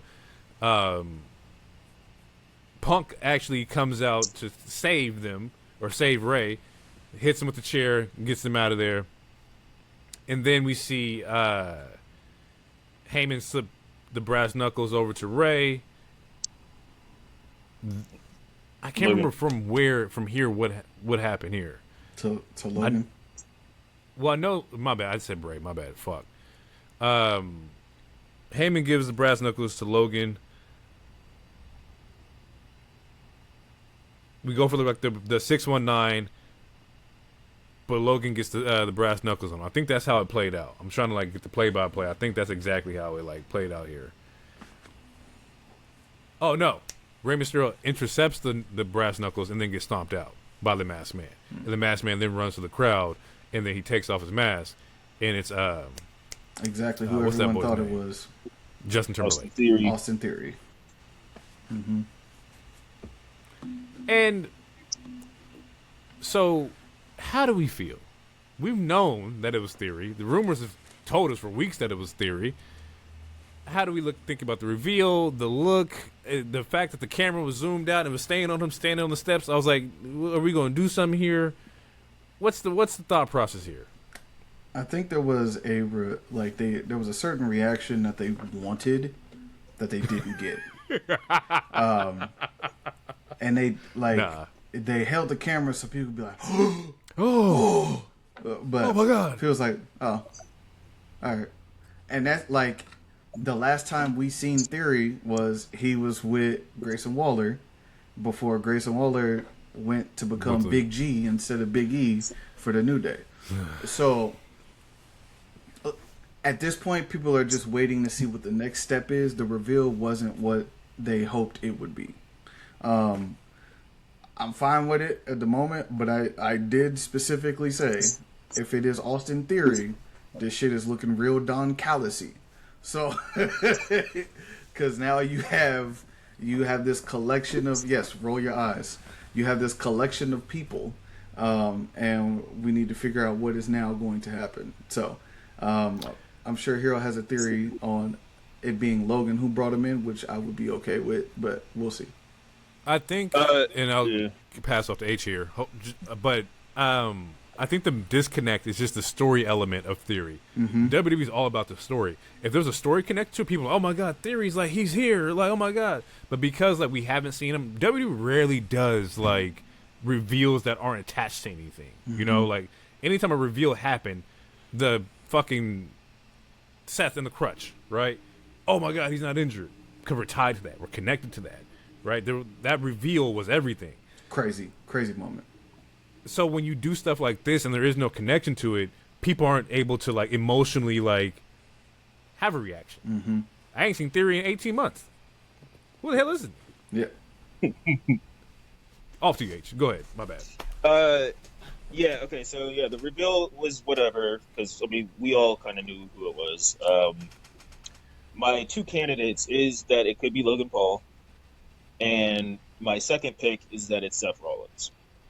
And that he's using Austin Theory as a secret agent type, which is why he's using his moves.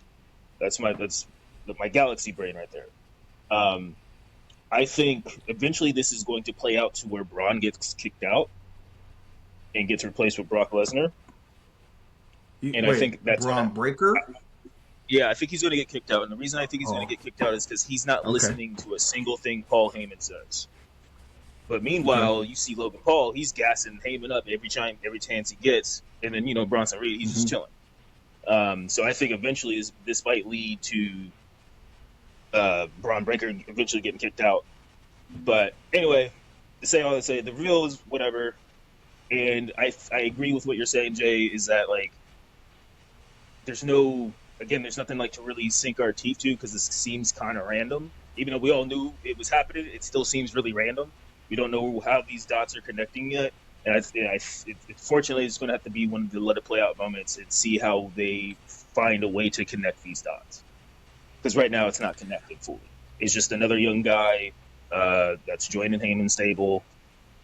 But Heyman doesn't even seem to know about it. So there is that part to where it's like, who is sitting him? Could it have been Logan, like, doing his own thing on some Dom stuff? Yeah. Could it be a sleeper agent type stuff? I think that's a possibility as well. I got two questions. Go ahead. I got two questions. One, what makes you believe or gives you that inkling that it's Seth that sent Austin? And then two, how soon does this Bron getting kicked out happen? Because I feel like that would be too soon to turn him face after you just turned him heel, and he hasn't even had the belt or executed on any of the things he said yet. Although he's going to get the belt on January 5th. So the answer to the first one, I think, because Austin Theory and Seth were a tag for a little bit. So if Seth is like, yo, why don't you do this thing for me? There's a way to tie Austin Theory to Seth, because during the time where he was the Monday Night Messiah, he had Buddy Matthews and he had Austin Theory with him, or Buddy Murphy at the time, or was it Matthews? I think it was Buddy Matthews. So there's that connection to where Austin Theory and Seth were a team at some point. So that could be that dot or that connection. For the second part, I would say probably before Mania, between that, like, maybe after the Rumble. I don't think he's going to beat Punk. You don't think that's too soon? It could be. Okay. It could be, but then again, it's like he's really cool. People don't want to boo him. He should be. Besides him being in this faction, other besides the faction, I think he should be a face because no one wants to boo this man. His moveset is too goddamn cool. That's the reason I don't think they're going to do it. He is too cool. You take Bron Breakker out of this group, I don't give a fuck about the vision. Yep, 100%. You have to keep him there. Like, he is the most interesting part of the group. If you take him out for Brock's not there full time.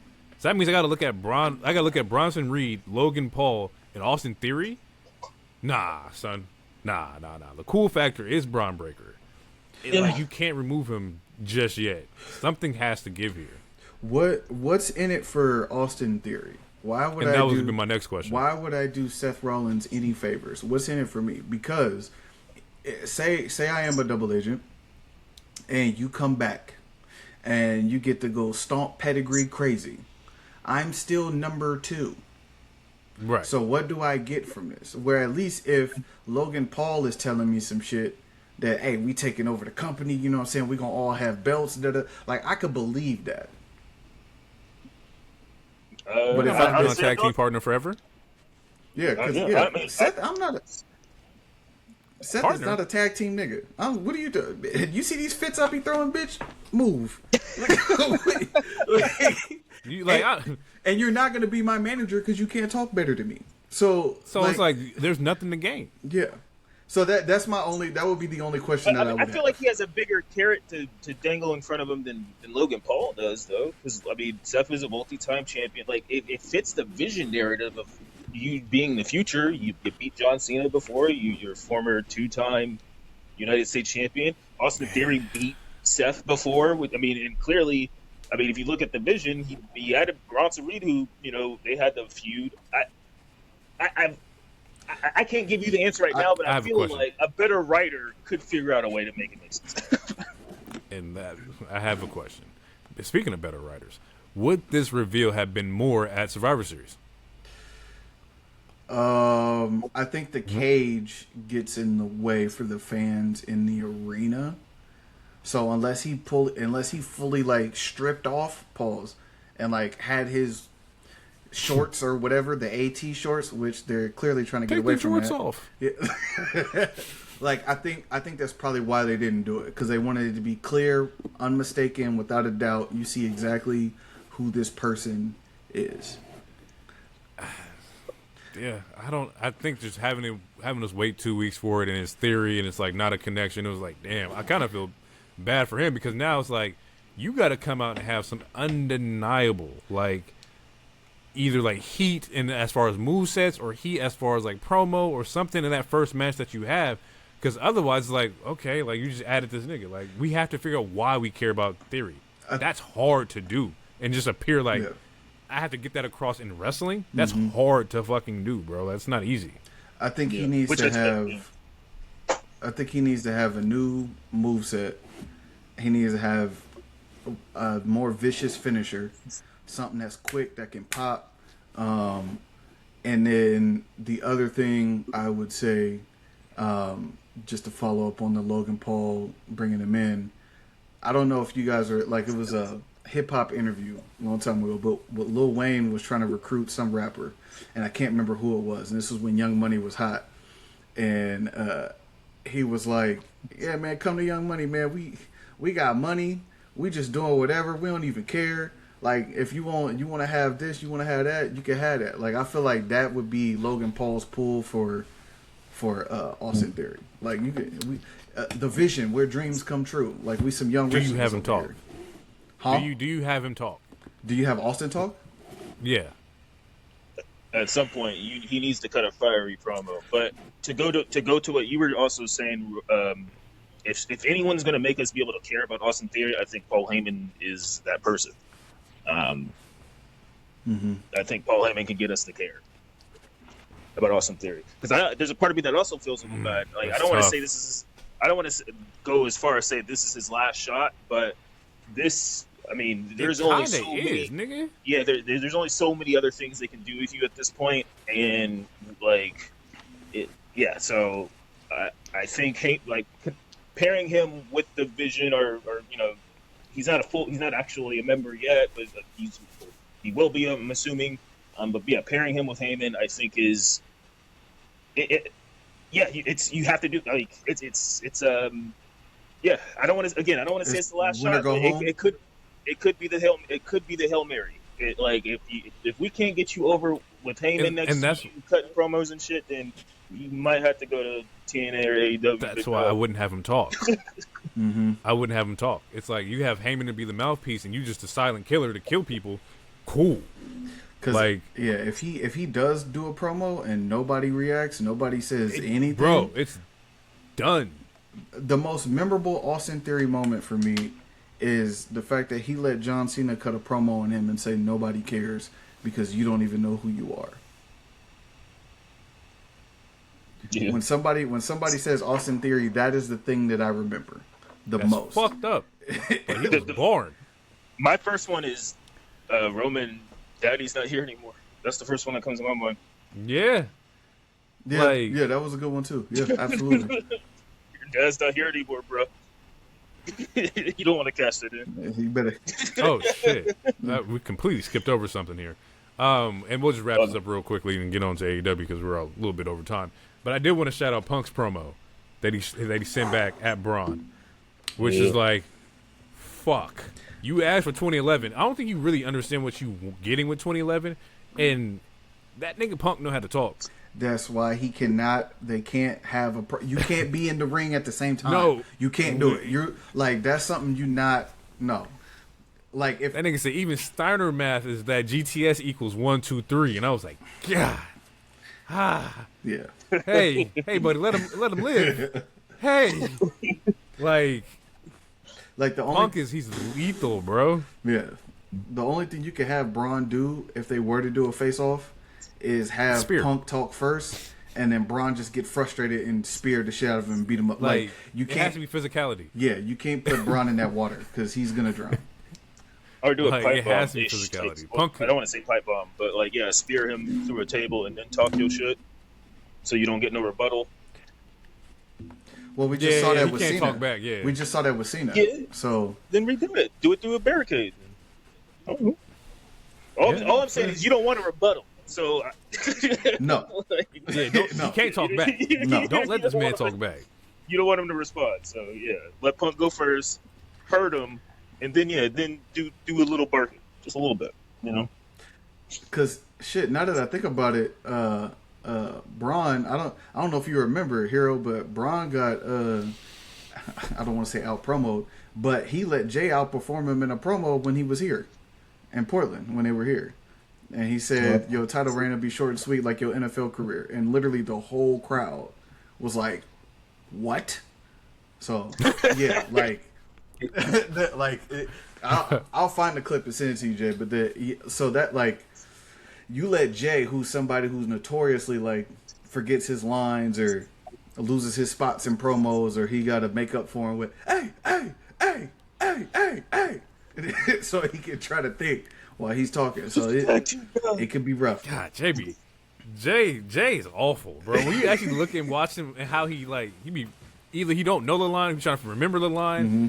It's a whole bunch of like hands on face, like it's like, hey, figure this shit out, nigga. Yeah. Or he just hand clap. Hey, Oos, I'm gonna get you. You start pointing with 4 fingers, and now I gotta get you because I forgot my lines. Like sometimes it be like that. Yeah. All right. Let's talk about Dynamite this week. Kicks off a Continental Classic bouts here with Mox versus Roderick Strong. And before I get into this, I just want to give the rankings here of the current status of the Continental Classic, because there has been a lot of matches between Dynamite and Collision. Right now, with a score of 6 in the Gold League, is 4-way tie between Speedball, Pac, Fletcher, Kevin Knight, and Okada. Jack Perry is last here with 3, because he also inherited Darby's points.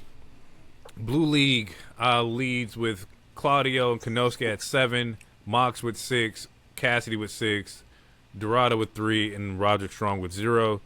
Right now, we're getting to like the final 2 matches. It's going to determine who is going to fight Okada, or if Okada even makes it into the next round of the Continental Classic.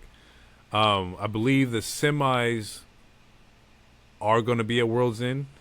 I can't remember if the semis and the finals are at World's End, but something Continental Classic worthy will happen at World's End. If I'm not mistaken, it's so both. If I'm not. That's what I thought I read too, but I wasn't sure. Anywho, Mox ends up picking up this win here. Moves on to getting that 6 points, and so now he's in that 4-way tie. We'll see what happens here. I thought Death Rider's going to pack him out. Seems like he's catching some, I don't know, like a breath of fresh air. They're not about to pack him out yet. Callis family versus the Elite. This is the first appearance of the Elite in years. So Kenny, Matt, Nick versus Hechicero, Okada, and Konosuke. I thought the match was dope. I thought it was really fun to like watch. Brought back the old school AEW feels of seeing the Elite wrestle. That used to happen a lot. And also this was a money match. This was the $1 million.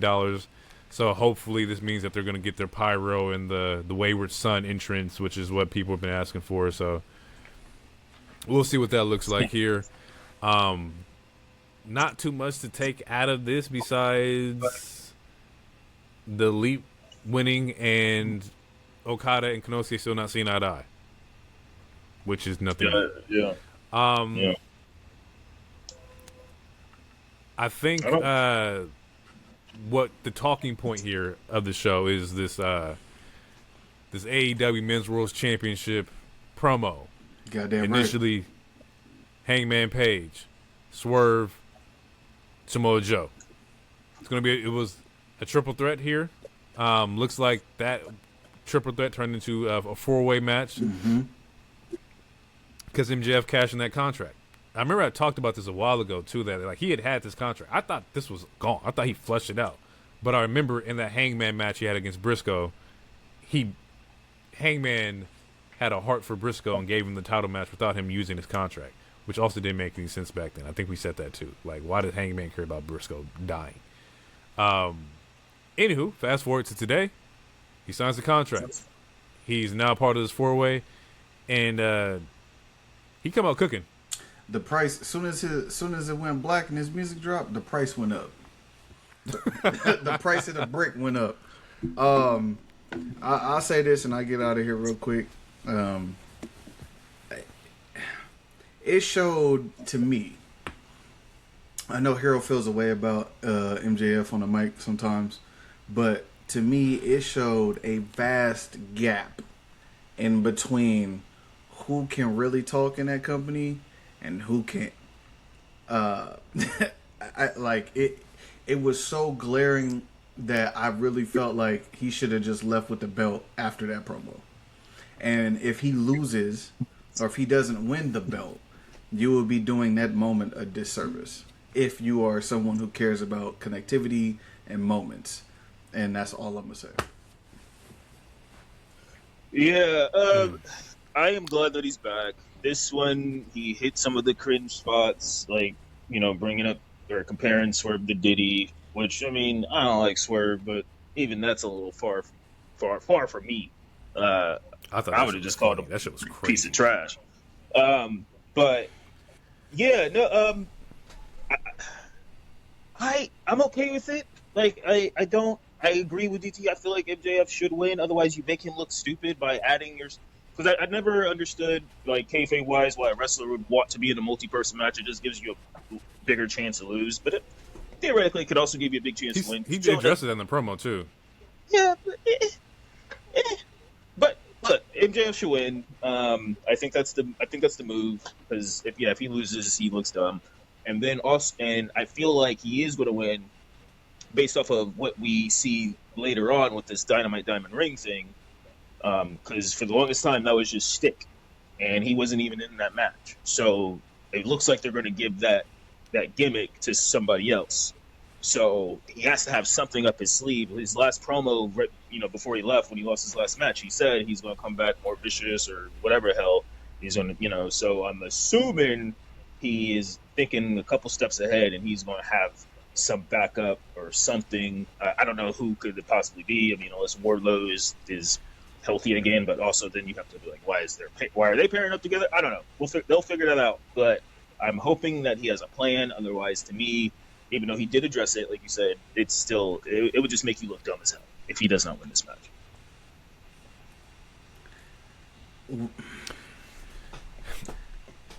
It's the number game, and it's hard for me to MJF should win when you got Joe has 3 niggas, bro. Like it's like that with any group in wrestling. Once you got allies, it's a 4-way. There's no DQ. He's probably gonna walk out champion. I would, if I'm booking this match, which I'm not, I would have him pull the Roman from 2020. Let all the motherfuckers in the ring fight. You know the ops gonna get involved. Let Swerve and Hangman team up against the ops. Get rid of the ops. They beating up Samoa Joe. And you know there's gonna be 50 false finishes. On the 49th false finish is when that music would hit, and I would saunter down, get my shit off. 1, 2, 3. I'm leaving with the belt. I wouldn't even really wrestle you niggas like that because I'm better than you and you know it. Like if you're gonna do it, I would fucking do that. Like I don't need to come out here and wrestle you, Marks. I'm better than you. I love that idea. It would be an MJF move for sure. I particularly like this promotion or this promo from MJF just because he chopped down everybody. Like he went at everybody. To where, like, yes, he did have, like, the Diddy quote here, but there was also, like, oh, you came over here and knocked on my door. Yep. I let you in. You said it's your house, and no, it's my house. Like. The double entendre, you was over there twerking for Top Dollar? Top Dollar is crazy, bro. Crazy to say. Mm-hmm. And, like, it's almost like you feel everything that he's saying. Like, he's saying, it's disrespectful, but it's also kind of true. Like, you wasn't the shit. I'm homegrown. This is my shit. These people love me. You come over here and get your little title run for 130 days. Okay, whoop-de-doo, had mine for 300 something. Like, he's getting his shit off. Like, I love this promo. Like, and it wasn't as cringe as it was, like, it normally could be. There was no like yelling. There was no crazy rage bait. Like, he was going strictly facts. Like, I'm coming after you, Hangman, because you said I was a coward. Right now, I'm doing it in front of your face. So if I beat you, nothing you can say or your fans can say. Right? I'm coming after Joe. You got another big bad villain promo you want to tell me? Yeah, you beat me, but I'm gonna get you too.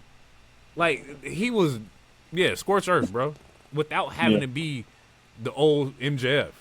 Like, it also proves that he needs to be on the show. Like, I want you to make your money, young man. I want you to do the movies, but bro, like, this show needs you, dog. Because like DT said, like, it's his shit. There's a gap, like, when it, like, Joe can talk, like, but after Joe and MJF, he can talk, but after Joe and MJF, like, there's not a lot of really good, like, talkers there that are Tony like Storm. That's it. And I'm over her stuff. Like, is like, anyway, so it's like, this show, like, besides the fact that they were out of the States, so the crowd, obviously they had a lot more people there. So it looked good. Like, everyone was reacting. We know how Europe is. They sing everybody's name and whatnot. So this felt like, even though this show, I would say, like, not really much happened, it felt like a really live show. It felt like a lively show that we don't get to see on a weekly Dynamite based off of whatever. So, but yeah, we need MJF back. He needs to stay for a while. Like, you gotta put these movies on pause, bro. Yeah, I mean, shit, get paid, but you are right. He's definitely needed. There was a point in the promo that he talks about Joe that I wanted to mention, too. It was that, I think he had started off like he wasn't afraid of Joe, and he says, unfortunately, these people decide who goes down as an all-time great, and he needs to go down as an all-time great. And Joe used to speed bump in that way. Like, Joe, you already gonna go down as a great, but they decide what legendary is. Like, the promo was good, bro. Like, it was solid. Can that lead to Samoa's, and not that he's John Cena or nothing, but can that lead to Samoa Joe's last match being against MJF and MJF putting him out? Bro, no one Samoa Joe's already talked about. That's fucked up. But Christ, he's on point. It might happen. But Samoa Joe's already talked about retiring this year too. Like, there's like, the old guard is like, all right, bro, we done enough, which is cool. Like, I respect it. I respect it, but it's sad. It's like, bro, we might lose LeBron this year too. Yeah, we're losing a lot of people in all the sports. Sad. I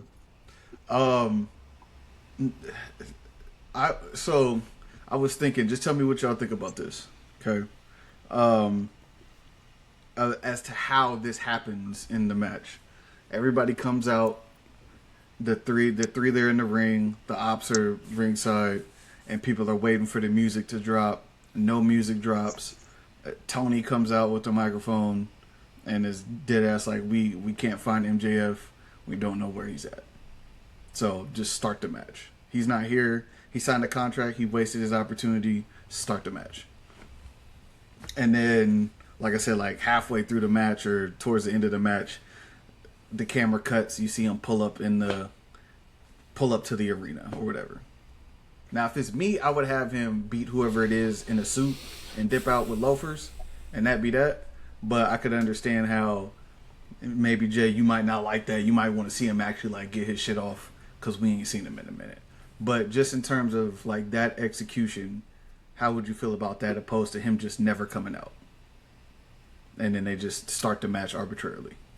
Like, provide some sort of... I think they've done that. I was thinking about, like, they did that recently with somebody. I think it was... Okada. It was like 2 weeks. Blood and Guts. Oh, yeah. So Okada did it, and Okada did it, and that was at the pay-per-view where he left Konosuke out there by himself. It was Konosuke and, like, Hechicero. But also, I was thinking about at Blood and Guts where they attacked Briscoe, and Briscoe wasn't in the match, and he came out later. So, like, they've already done that stick, like, within the past 6 weeks here. Okay. I it still would like work. the Roman. I just don't want to see it for a third time. Yeah, that's Where what, like how do you? I don't. Sorry, I like the idea. My thought was just provide an explanation to the fans as to why he has not come out. So that's why I went with something like low base like that. But if you're saying like just a flat out him not coming out just works, then I'm with that because I think that makes sense. That works better. Yeah. Or like he comes out and he's just sitting at the top of the ramp kind of thing. Like something like that would work better in my personal opinion. It's real quick because I'm gonna forget. The start of the show confused the hell out of me because when I turned it on, they was like, I was DT so said the same confused. shit. I was like, I just turned this on. All I did was like look down for a second. I didn't miss nothing. I didn't like. I rewinded it because I was like, did I really miss something? But yeah, I just had to get that off because it's like, I like that they keep trying new stuff, but that confused that confused the fuck out of me. I was like, what? Yeah, I thought when you were away, I said that. Yeah, when you were away, I said that. Yeah. Speeding through here, Athena, Marina, Bane, and Mercedes gets the win over Willow, Babes of Wrath, and Mina and Tony. Looks like we get Athena and Mercedes versus Babes of Wrath at World's End. Spinning out of that, Kyle Fletcher versus Pac, which was a dope fucking match. Pac beats Kyle Fletcher. And the Dynamite Battle Royal, which I felt like was very misplaced on the show. Should have probably happened in the middle or maybe the beginning of the show. Because it was just a weird main event. Bandito and Ricochet are the two that advance here. And this kind of lets you know also like where they could be going. So the winner of this has a title opportunity. That's what this Dynamite Diamond Ring is that you get a shot at the champion. So it's between Bandito and Ricochet. Ricochet already has a goddamn belt, is already on tour with the belt. I don't think it will be him.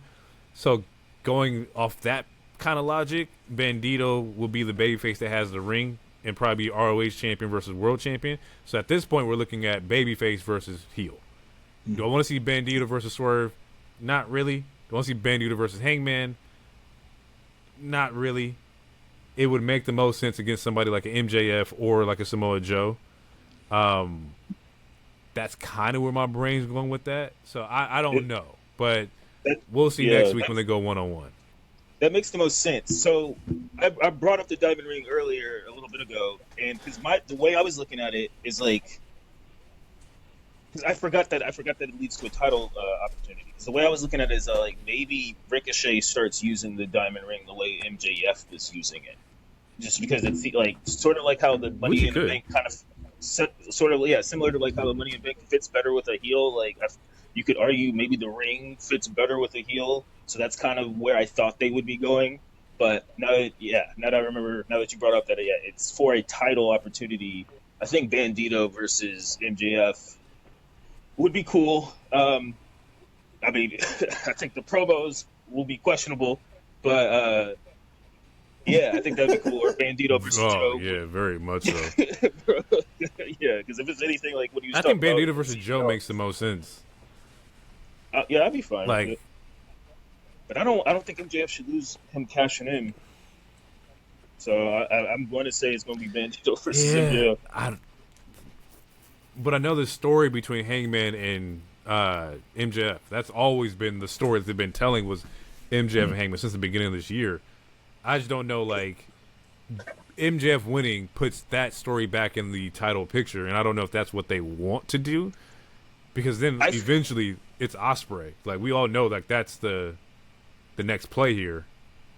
I think they still have some stuff to flesh out between him and Swerve. Like, I was honestly shocked that they were going to do this 3-way until eventually 4-way, just because we only seen them team, what was it, like 2 matches, and they kind of like stared at each other angrily and stuff, but it seems like they are due for a small tag team run or something. Like, I think if they do go the MJF route, they can pause the MJF and Hangman stuff, or they can run it back real quick just for a one-off pay-per-view or whatever. But like they still do have Hangman and Swerve stuff that they can flesh out, and of them actually becoming friends instead of just like uneasy allies or some crap, if they wanted to. Yeah, I'm trying to draw like conclusions where this story is gonna go, but I just can't put threads between Hangman and MJF. I don't know what Swerve's part is in this, besides like the connection that he beat Joe. Swerve and MJF don't have anything, so it's hard for me to put together right now. We won't really know until whoever wins this title match.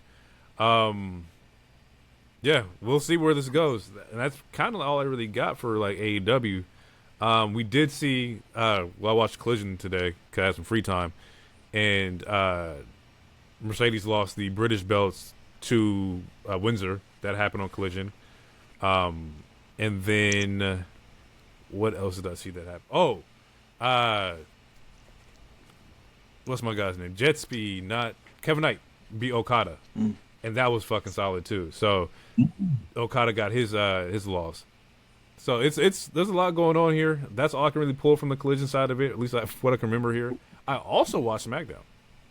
I had a lot of free time today. Damn, you picked that SmackDown to watch? Yeah, I know. I was like, damn, this was not the one. And let me explain something. Wow. So I picked up. I was like, damn, I had some time. I'm watching SmackDown. I'm sitting there watching. I'm like, I'm just gonna shut this off. Because what got me is because I saw the spoiler of Mello, and I was like, maybe this is SmackDown. I'm trying to watch that match, right? I seen it. I want to watch it. Nope, that was taped for next week. Yep. So what I got today was a tag team match between them and DIY. Okay, cool, whatever. There was something else that happened in this SmackDown. Cody's promo. Oh, the Cody's promo. Mm-hmm. Yeah, the QB1 promo was fire. Mm-hmm. That shit was hard. The I don't work for you, I work for them. Yeah. I took out John Cena. I stopped the Chief. I'm QB1. Oh, okay, Cody. Does that sound very face-like to you? It does not. Especially until he said I do it for them, and it was the fans. No. What's the very last thing he said before he left the ring? You work for me. Okay. Nigga. I'm the law. Whoa. I'm the law. With this belt, I'm the law. Yeah, and you so work for me. Shit. Yeah. Mm-hmm. I like the little players. I was Cody? It's a little less humble because he's such a I gotta kiss the babies. Like he has a little spice to him. I wouldn't say it was like heel, but it wasn't super Captain America Cody either. Like it had a little more spice to it. Oh, also I think the show kicked off like the Priest promo, which I was like, damn, this promo is ass, until he took 2 knees to the chest through a table, and I was like, I fuck with this shit. I like that. Yeah, they're working really hard to make sure Zelina isn't Scarlet. And it's still. What do you mean by that? It's still ass. She's getting a mic. She's talking. It's. She did get a response. They booed for like a half a second, and then it was crickets.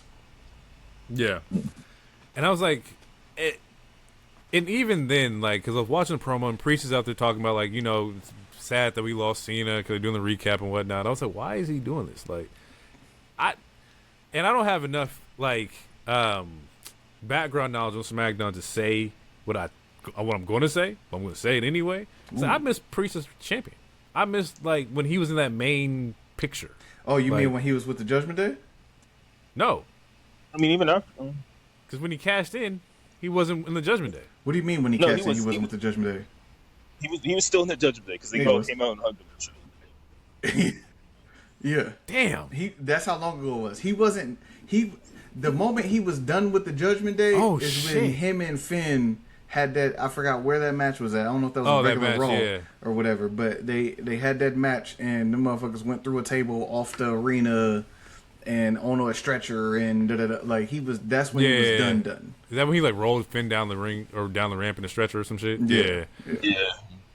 He seems kind of. Okay, I guess so. He did come out recently saying like they because he had some lingering injuries, they're asking him to work a little less.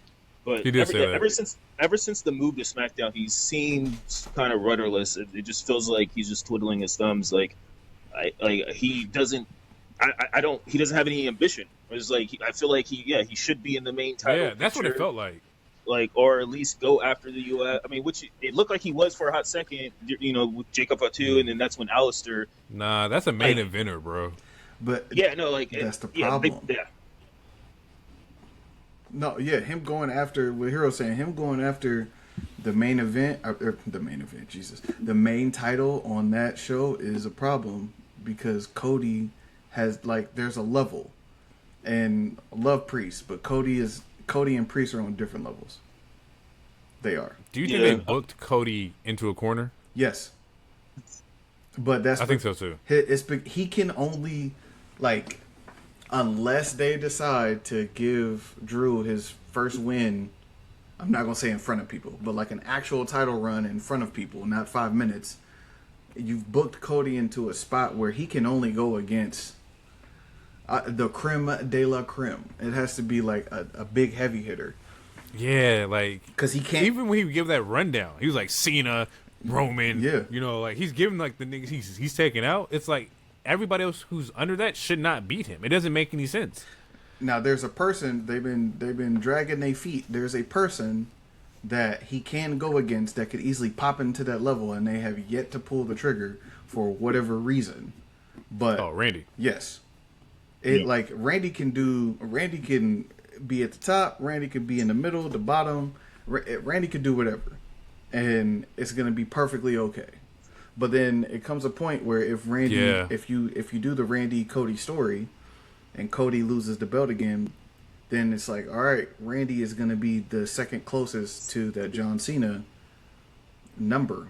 And then 1, do you want him to surpass that? 2, how soon do you want someone to surpass that? And then 3, who is Randy going to drop the belt to? Because he's not going to carry it forever. Because he very much is someone who comes in when he's needed. Otherwise, he's chilling. Randy getting the belt would neutralize the world title scene. It would bring it back down to an even level to where everybody's in the same kind of playing field, and which is much needed right now. But you do make valid points to where now, if he does get it, that record is kind of crazy. Yep. And Randy's still active, so he has a very likely shot of breaking it if he wants to. Mm-hmm. He's at 14, right? Or is it 16? I thought he was at 15 going into 6. I could be wrong, but I can Google it. And even if that's the case, and he gets it from Cody, where does that put Cody? Does Cody hit the back of the line? Because that's not good. He's not going to do that. Too much money in Cody. Yeah. Do you put so Cody it's on Raw? Eventually, you don't want that. They got to do Cody at some point. Cody carries the WWE Championship. It's different. Say it again, Hero. So they got to do Cody and Gunther at some point too, like an actual story, feud. Did they do that Crown Jewel? Oh, yeah. actual. Yeah, but I mean, okay. an actual program, not just especially after he just did what he did to Cena. At some point they gotta. But see, that requires. It doesn't require it, but it helps add a little seasoning. You need the belt for that. Yeah, that's something you need a belt for. And I respectfully, I don't want to see the world heavyweight. I need that needs to be WWE championship, respectfully. But you run the risk because once you put Gunther over there, you run the risk of there's only a couple people that's currently on that roster that can beat him because he can't be beat by everybody, and it's the same thing with Cody. So it would be Cody, Roman, and that would be it, because he's elevated past the Priest feud that they had, the brief feud that they had. So you can't have somebody that just put John Cena out to pasture turn around and lose to Priest. 14 for Randy, by the way. Yeah, so that would put him at 15. So yeah, it would be 14. It would put him at 15, and then he'd be 2 away, and he's gonna drop it again. So if he won it again, it would put him at 16, and then it's like, all right. Yeah, we'll see. This is a very interesting case with the WWE Championship. I shut SmackDown off as soon as I saw the main event was MFT and White. I was like, I can't do this. Yeah, I didn't even watch it. I didn't even. I saw them niggas come out with the face paint. I saw Jeff Cobb. I was like, yep. It was like a SpongeBob meme. I'm gonna get up on out of here. I'm gonna get up on out of here.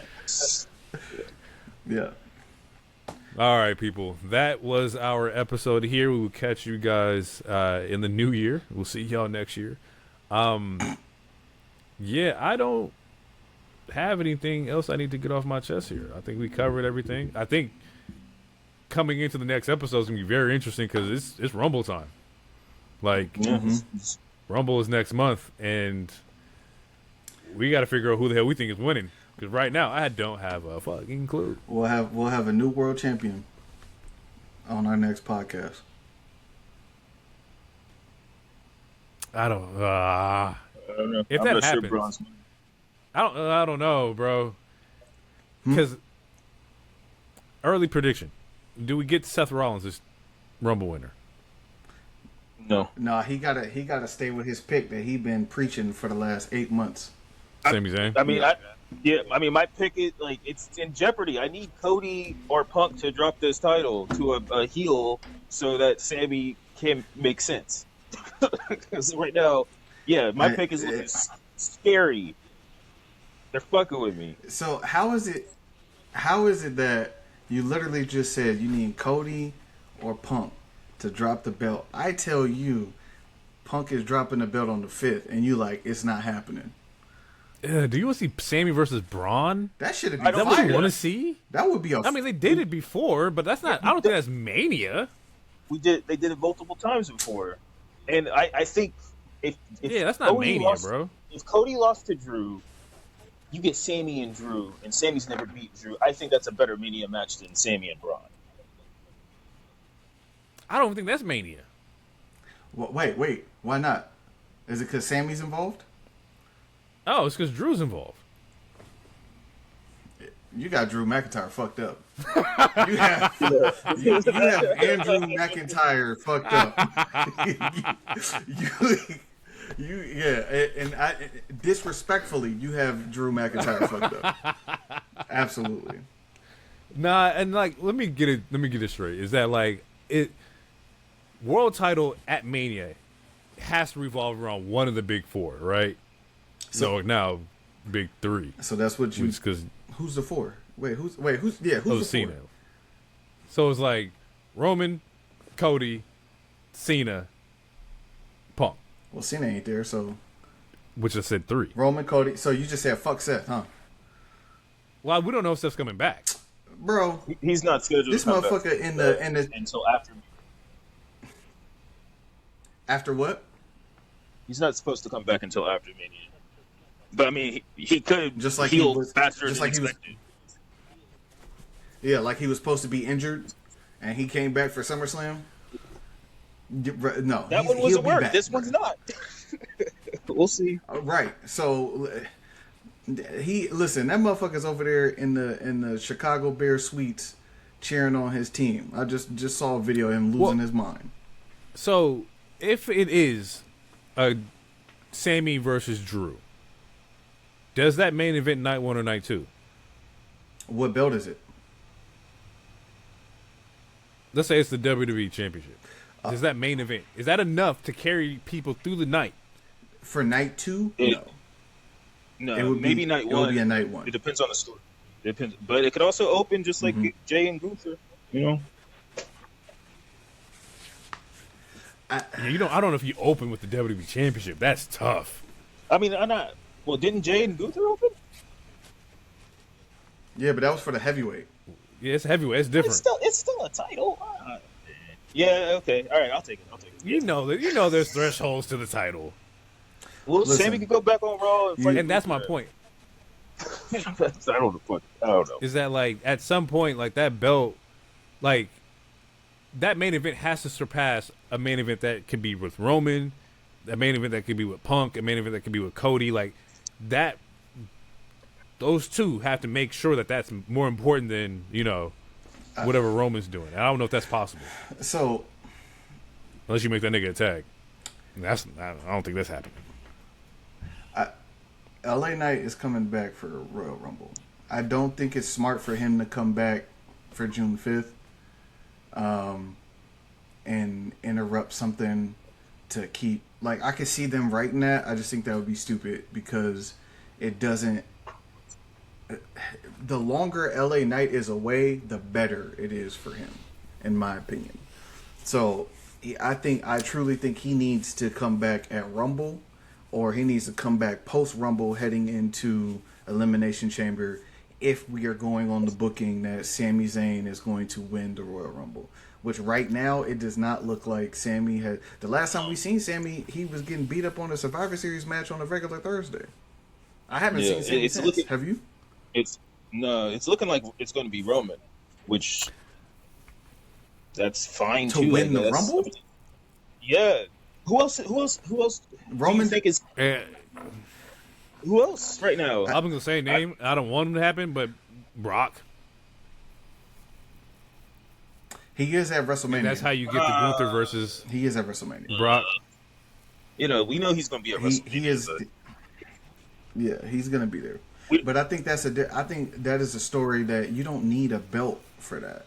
If you want to put him in the Rumble with Gunther and Gunther and them, they touch, and then that leads to something, cool. Like, I get it. But... Huh? I said that could happen. That would be an easy way to do it. The reason why I'm saying Rumble or Roman is because, again, like there's only so many picks that we have right now that seem like likely feasible, and they were teasing. Like, granted, I think the shit that happened at War Games between Roman and Cody, I think that's a red herring. I think the money match, if we're talking about money matches, it's going to be Punk and Roman like for a 1v1, and that's the easy way to make it happen is have Roman win. Because again, like there's not too many like good unless they surprise us and it's like another J type person, which they would have. If that's the case, then I'm choosing LA Knight. Nah, I think this year they're going with something secure. I think they're locking it down with like a guaranteed hit for Mania, which would be the Brock, the Roman, and I think Roman makes the most sense. And I think that Roman Cody is also granted too early in my personal opinion to do 3. But you're in Vegas, you're going to make a lot of fucking money. You could put all 3 of them. Yeah, you could put all 3 of them in that match. But then, man, how many times Roman got to do a triple threat? Because niggas is trying to breathe some of that tribal chief air. What's happening? Breathe some of that tribal chief air. It's fucking crazy. We'll see. Yeah. I genuinely think LA Knight should come back either in the Rumble or post-Rumble. The belt has to go on Bron on the 5th. Because, again, Paul Heyman does not hang around motherfuckers that don't got no gold. And we are now... I'm telling you right now. We're going into 6 months of no gold. The next LA Knight not winning the Rumble. We'll see that man in the Casino Gauntlet. If he doesn't get the gold, what I said earlier is very plausible. That he gets kicked out? Eventually. And then what, I'm supposed to believe Bronson Reed is the person that's supposed to? I don't know what you're supposed to believe, my guy. Yeah, Bronson Reed don't talk enough for me to be like, I'm behind him. I'm just saying, don't. I don't know. They got a lot. They got a lot to do, and I don't. Yeah. We gotta wrap this. But don't be surprised if LA they got a lot to do. I don't know what they. No, I think it would be on par booking for Triple H for LA Knight to come out and interrupt a championship match, and we ain't seen him in 3 weeks. I just think that if you do that, you're doing him a disservice because he hasn't been gone long enough. That's all. And then you run the risk of him hovering around this belt, and you're not going to do anything with the belt. You're not going to give it to him. Yeah. So stop fucking. If you're going to push him, push him. Like, the people are clamoring for it. So if you're going to push the button, push the button. Like, the only thing... I'm telling you, the only reason they haven't put him in front of like Punk is that they can go bar for bar. Yeah, that's what I'm saying. His only knock is that little jumping on the top rope shit. Other than that, he can wrestle, he can talk. He has the fans. He's selling merch. He's doing everything. Just stop jumping on the top rope. You don't put him in front of people because you're afraid that what if LA Knight has a better promo than Punk? What if he captivates more people than Punk? Well, he's supposed to win. Then you run the risk But you run the risk of like that's not what we want right now. We don't want that to happen right now. How much longer do you not want him to have the belt? I'm an LA Knight fan. I told y'all niggas last year that nigga had more fucking aura than Cody. Y'all looked at me like I was crazy. So I know. Still looking at you a little crazy, but No. Yeah. and I'm That not nigga the was biggest Cody popping. fan. But That nigga was popping last year. But what listen, think about this timeline really quick. We go from he's Max Dupree, VKM is out. He comes back and says, "I'm not Max Dupree. I'm LA Knight." He has a slow burn for like 3 or 4 months. The crowd catches on a random fucking SmackDown Friday, and in a month and a half, he's getting booked against Roman Reigns for a title fight. Immediately after that, he is pushed into the main card. He has U.S. title championship belts, 3 or 4 of them. He wins it twice. Once against, I'm gonna say Yusuke Urameshi, Jesus. Once against, what's my dog name? Shinsuke Nakamura, and then I forgot who he beat the other time. And then they take him off of SmackDown, put him on Logan Paul. Logan Paul. They take him off SmackDown, put him on Raw, because they can't put him near Cody because they want to make sure Cody is going against the people he's supposed to be going against. They put him on Raw and instantly put him in the main title picture, but then he's just hovering because Jay has ascended. So now you just got these 2 motherfuckers hovering, orbiting around the belt. One gets it, does his thing for a few months, loses it, and he's still hovering.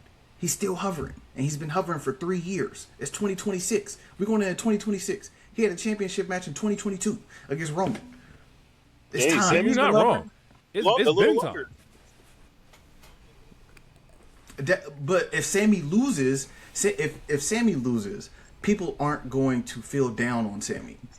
I feel like if LA loses, people are gonna lose their shit because he's been hovering for 3 years straight. That nigga's out of there, bro. Yeah. So, and I'm out. All right. I'm backing off. We'll see. It's, like I said, Rumble season next month. We got a lot to go up against. But we'll catch you guys in the next one. It's been real. Peace out. Too sweet, Space Cowboy. Believe in the wave.